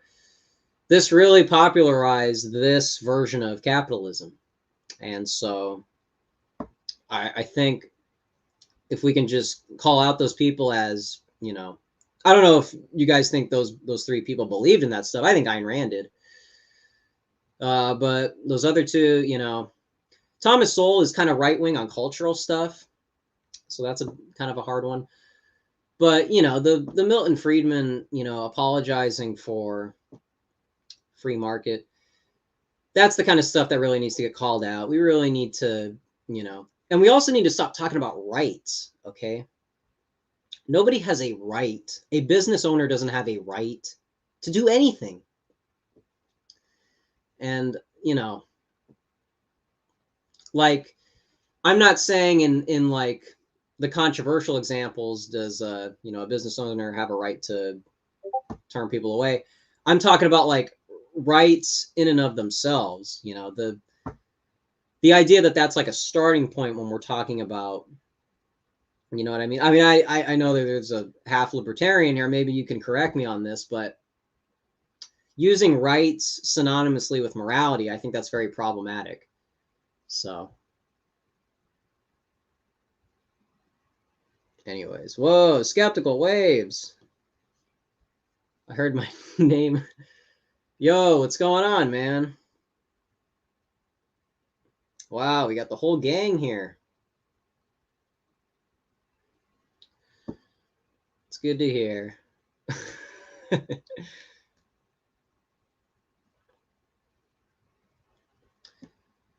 Skeptical. Good to see you, man. Good to see you. Yeah, I was talking about wanting to get to know you guys on this side of the internet, academic agent, Thomas 777, all these personalities. It's kind of it's really funny the categories, the nuance with the right, like Thomas 777 doesn't have a hit piece article about him. If you search up his name, you're not going to get anything bad. If you search up, the people that try to go mainstream, you get all this, media backlash. And it's just funny how it feels like on this side, there's a lot more secrecy. There's a lot more, I don't know. Am I making sense here? It just seems like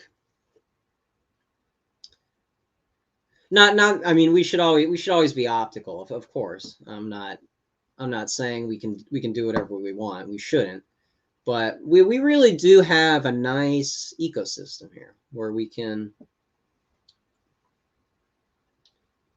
free thinkers. I think you can take back all these terms. You must. Liberty, rights, capitalism. You got to own it all on your terms.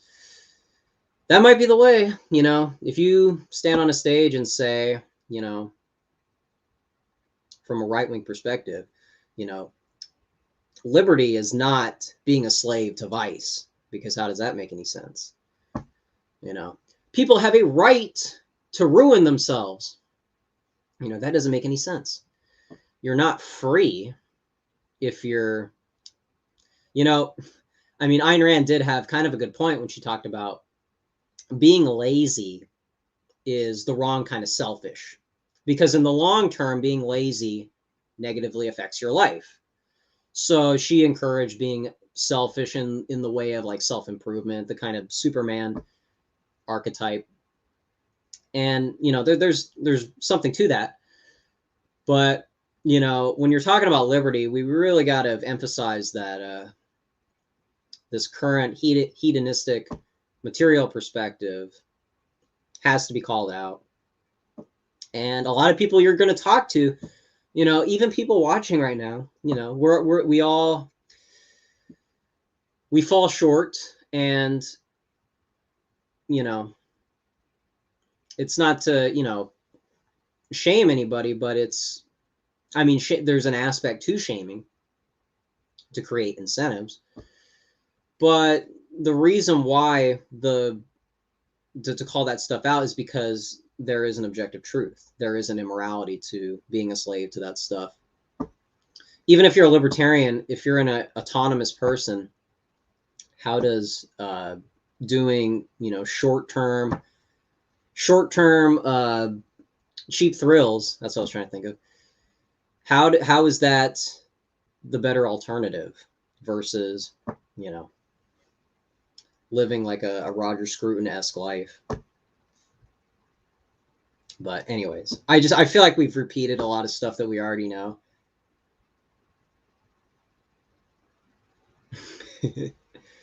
Hit peace at this point is a badge of honor. Well, you know, I get the sentiment. I don't want young people going out of their way to, you know, get notoriety. I don't think that's going to work in the long run.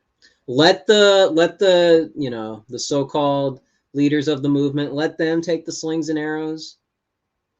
Let them, you know who we're talking about. But the people that go out there and they're getting a lot of backlash, they should you know, they're the ones that are going to take the cost, and we can reap the rewards, you know.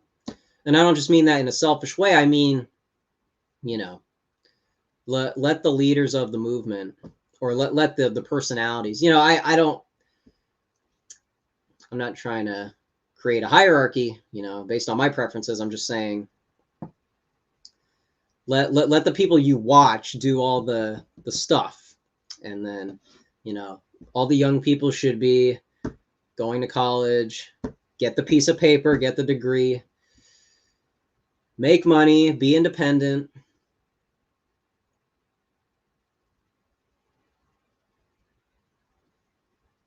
Yeah, don't get persecuted for its own sake.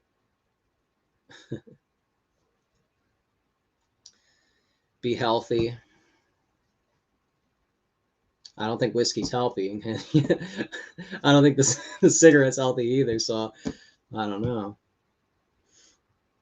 It's not going out of your way to get the truth. Yeah, I hear what you're saying. Yeah, just don't be a martyr. That's what I'm saying. Don't throw yourself into the machine. You guys are smart.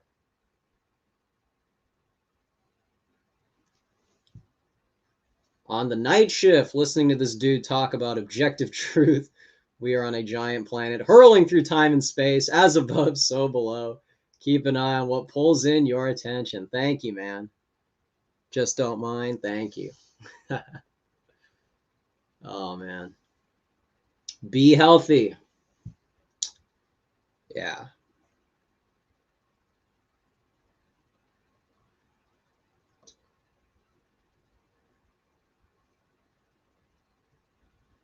Yeah, that's, yeah, the face. Yeah, don't dox, of course. Don't dox. Don't get yourself into trouble.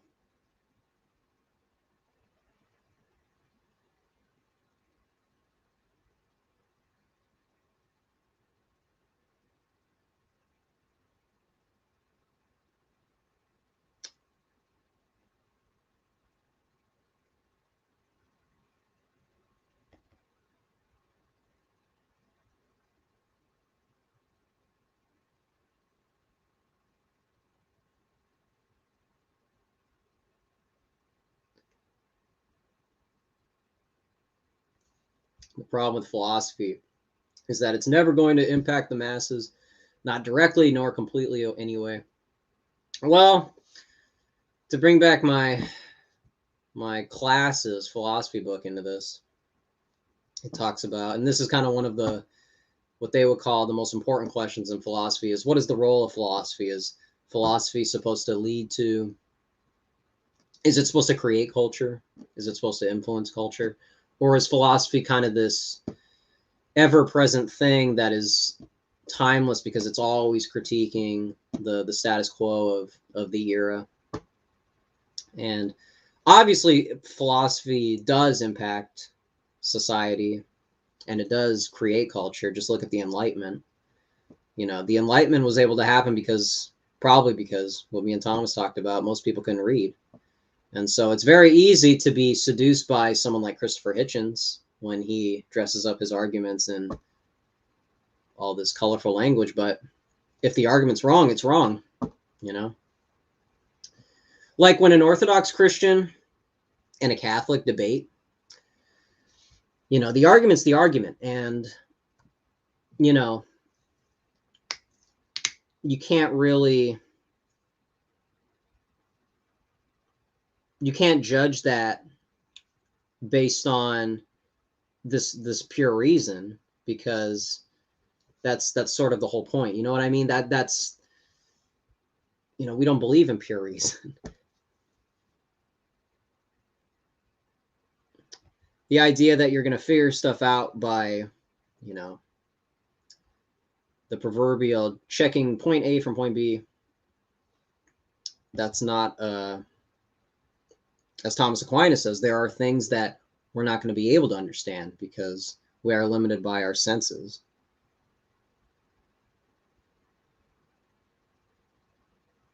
Order in high trust society gives you liberty, not a bunch of individuals told they have a Bill of Rights. Yeah, exactly. Well, and individualism isn't real. We live in, you know, we are, who is it that said we're a nation of men, women, and children, families. That is the starting point of society. You are born into a, you know, collective, a group. That is what it's all based on. So to divorce that and to focus on yourself as the starting point, that's selfish. And Ayn Rand sort of revels in that. But, you know, you and I know what's really going on.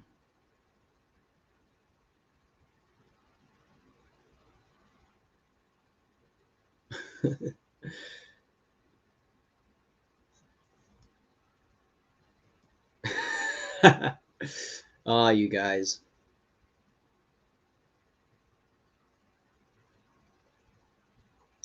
Yeah, you know, it's I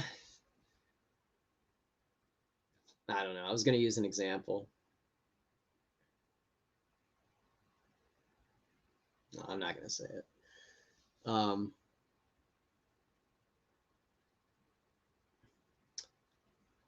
I'm more of a Peter Hitchens man myself. Very good, very good.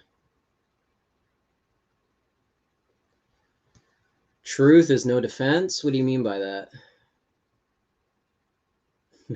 Christopher was clever, but a fool also. I like that. I like that.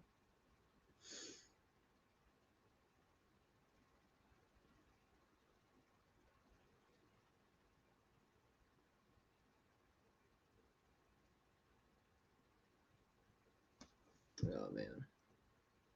How are we gaining viewers? What's going on here? You guys care what I have to say?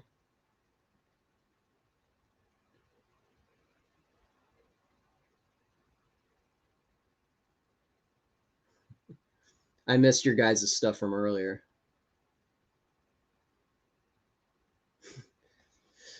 Oh, Charlemagne, I didn't get to this question. Are Greek gods demons or do they not exist at all? I don't know. I don't know the answer to that, to be honest.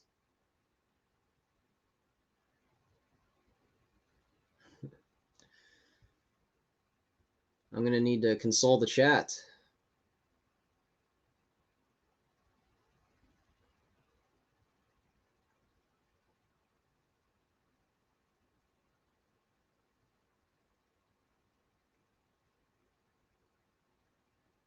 All right.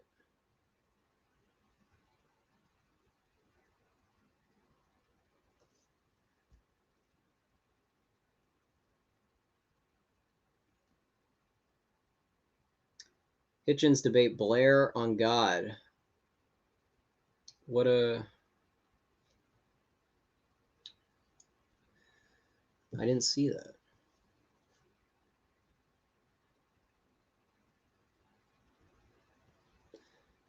Yeah, if I had to guess, you know, Greek... I mean, the Greeks were very transparent with their interests, you know. They got to... with their wine, and it's sort of... I mean, it's primitive. And, you know, that's not really...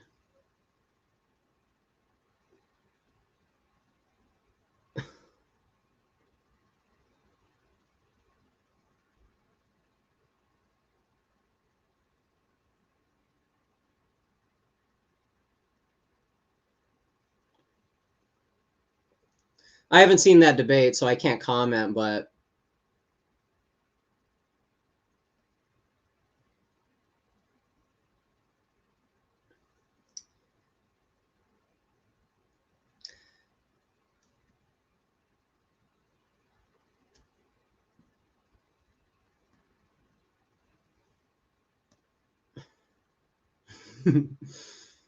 oh, man.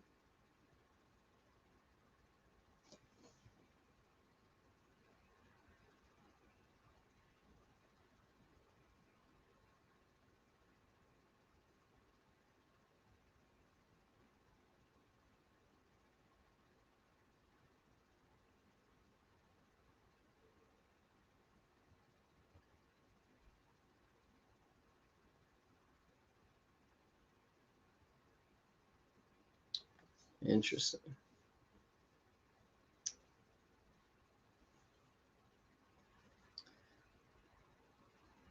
Well, I don't know if you guys have any other questions.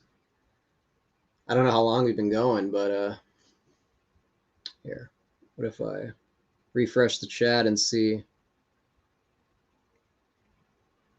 how long has this been? Oh, are we over 2 hours? Oh my goodness. Oh my goodness. You guys are too kind. Too kind. You have a question? Yo, Bryce Talks Metal.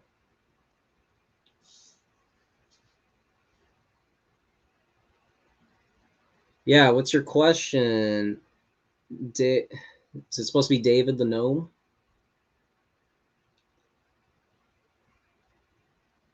What's Thomas like in real life? He's got a great style. I guess I can announce this somewhat formally right now. I'm going to be meeting Thomas in California in March.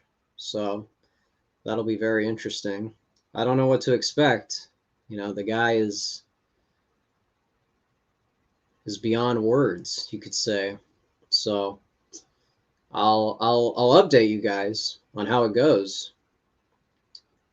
I may not make it back. So that's why I want to put this message out there just in case, you know. Thomas, California.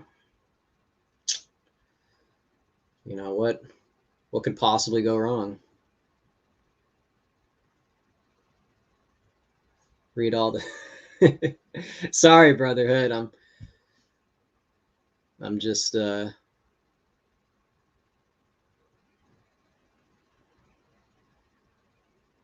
my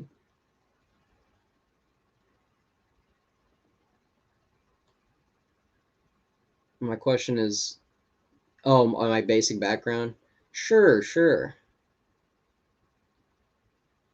What question should a wise audience member ask you? I don't know, man. That's pretty counterintuitive, isn't it?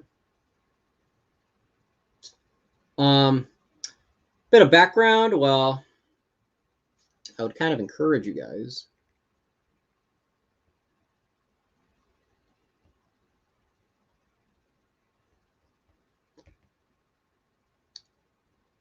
So in high school,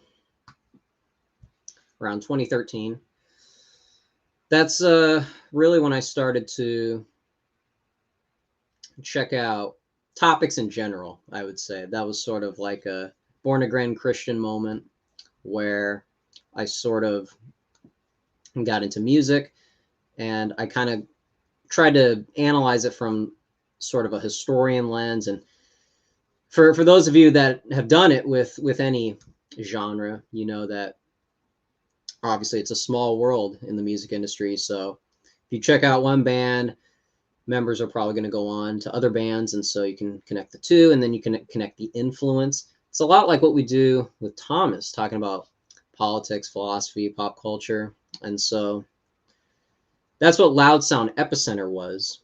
It started in high school as a blog, and I think the link is in the about section if you guys are curious about that stuff. It's a lot of articles, some album reviews, but also I think there's some general like Substack type material.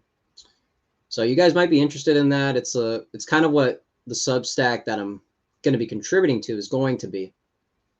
Again, I'd like to get some feedback from you guys. If you are reading it, I'd like you to comment, or if I post that on the community tab, I'd like to see what you guys think of it so that I can sort of be in sync with what you guys think about it or want me to comment on, just because it's a very like awkward thing of putting out content without hearing a lot of feedback. That's kind of like what the first few videos I'm showing here kind of were. It was content that was not ranty, but this kind of analytical perspective.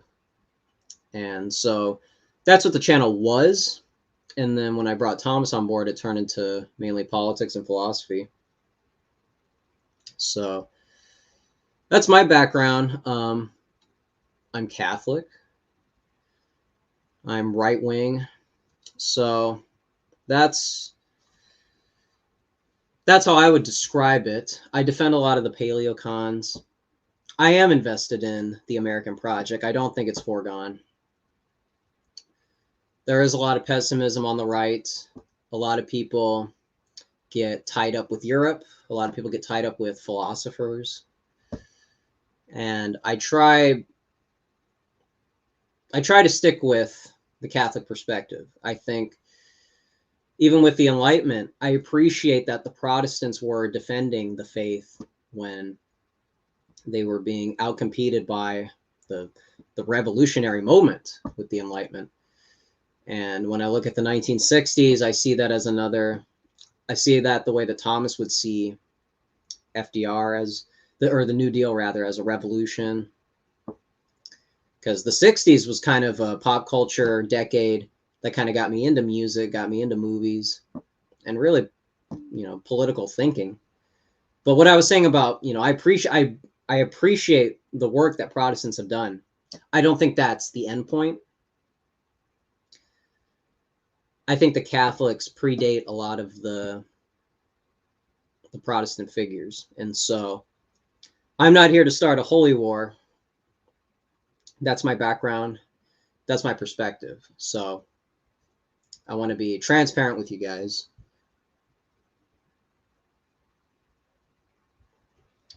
And if we got any more questions, we can go through.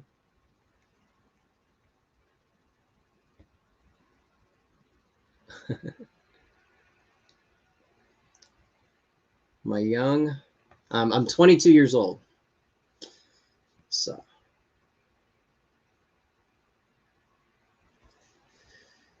I have a question. Thomas has stated that Catholicism is the heart of Europe. However, many nationalists in Europe believe race to be more important than religion.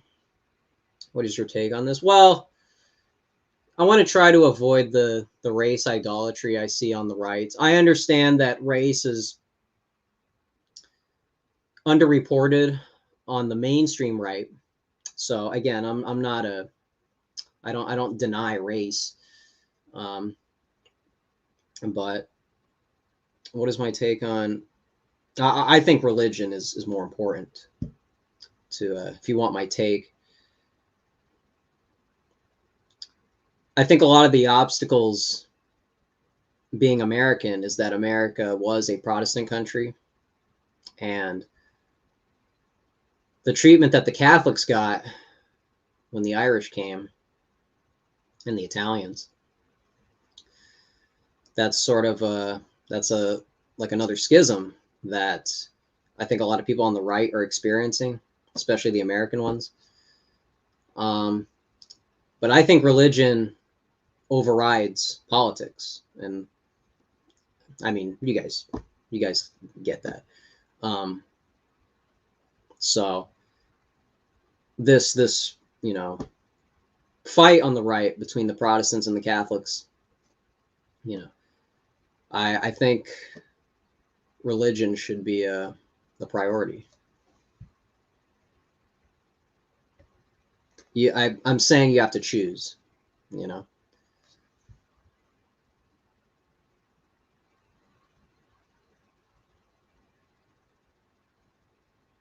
Thank you, David. The gnome, thank you. Yeah, I was talking about.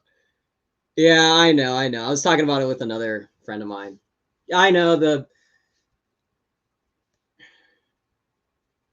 I don't, and even my friend would agree, the American cycle is not over. If you read Spengler, you know that we haven't reached the end of the cycle, and I think that means something. So I'm still invested to be transparent with you guys.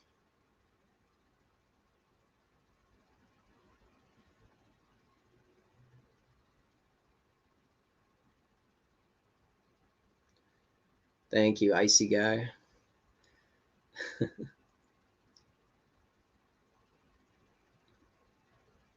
I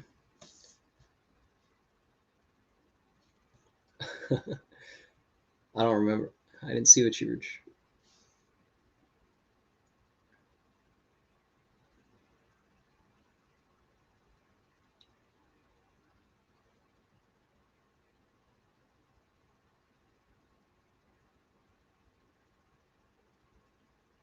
Yes, exactly. True, America is a mess at the moment, but to concede is a loss that we may never come back from. It feels hopeless, but if you don't try, you won't win. It's true.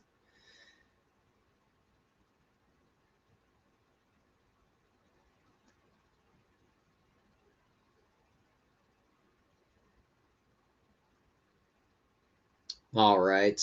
Is that everybody? I want to thank you guys for carrying this, man. I almost didn't do this. So, you guys are the winners. Some of you guys are the winners.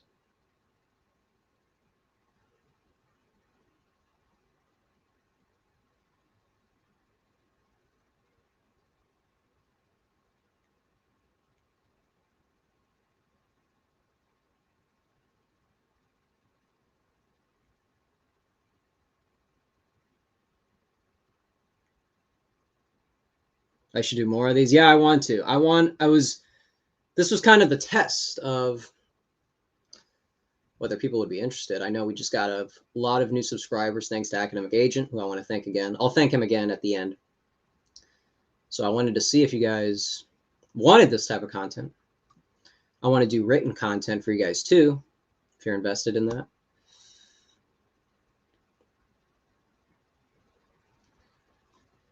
You know, someone mentioned they like the pop culture perspective from this channel because a lot of people are contingent on politics and philosophy gets a little too serious. I think reacting to some of the underreported Twitter moments, I think that might be what this will be, and how this kind of started in response to Academic Agent in a semi-joking manner. You know, I see so much stuff on the timeline that I just want to, turn on this webcam and start getting your guys' take on it. I think that's what this will be. I think Gnome, yeah, Gnome, that'll be the excuse to do this. I just want to talk to you guys. But my phone broke. I need your number again. Hit me up. All right, man. I'll get you on Twitter. You guys want my phone number? You guys want to text the kid Ace? Oh, man. Can you think of a worse idea than putting my phone number in the chat? Yeah, I got you, man. Bass guitarist. We got to do that Van Halen video. It was Eddie Van Halen's birthday this week. Yeah. And so that's appropriate.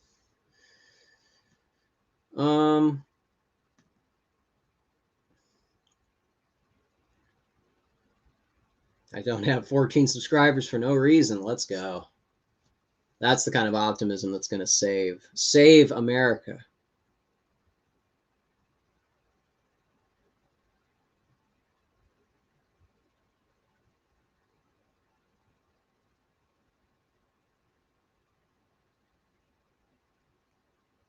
All right, all right. We're winding down.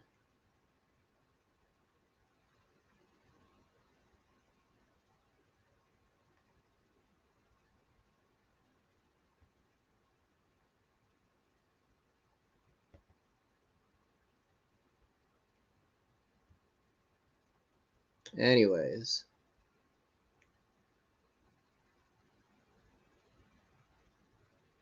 Oh, gotcha. All right, well, this was very cool.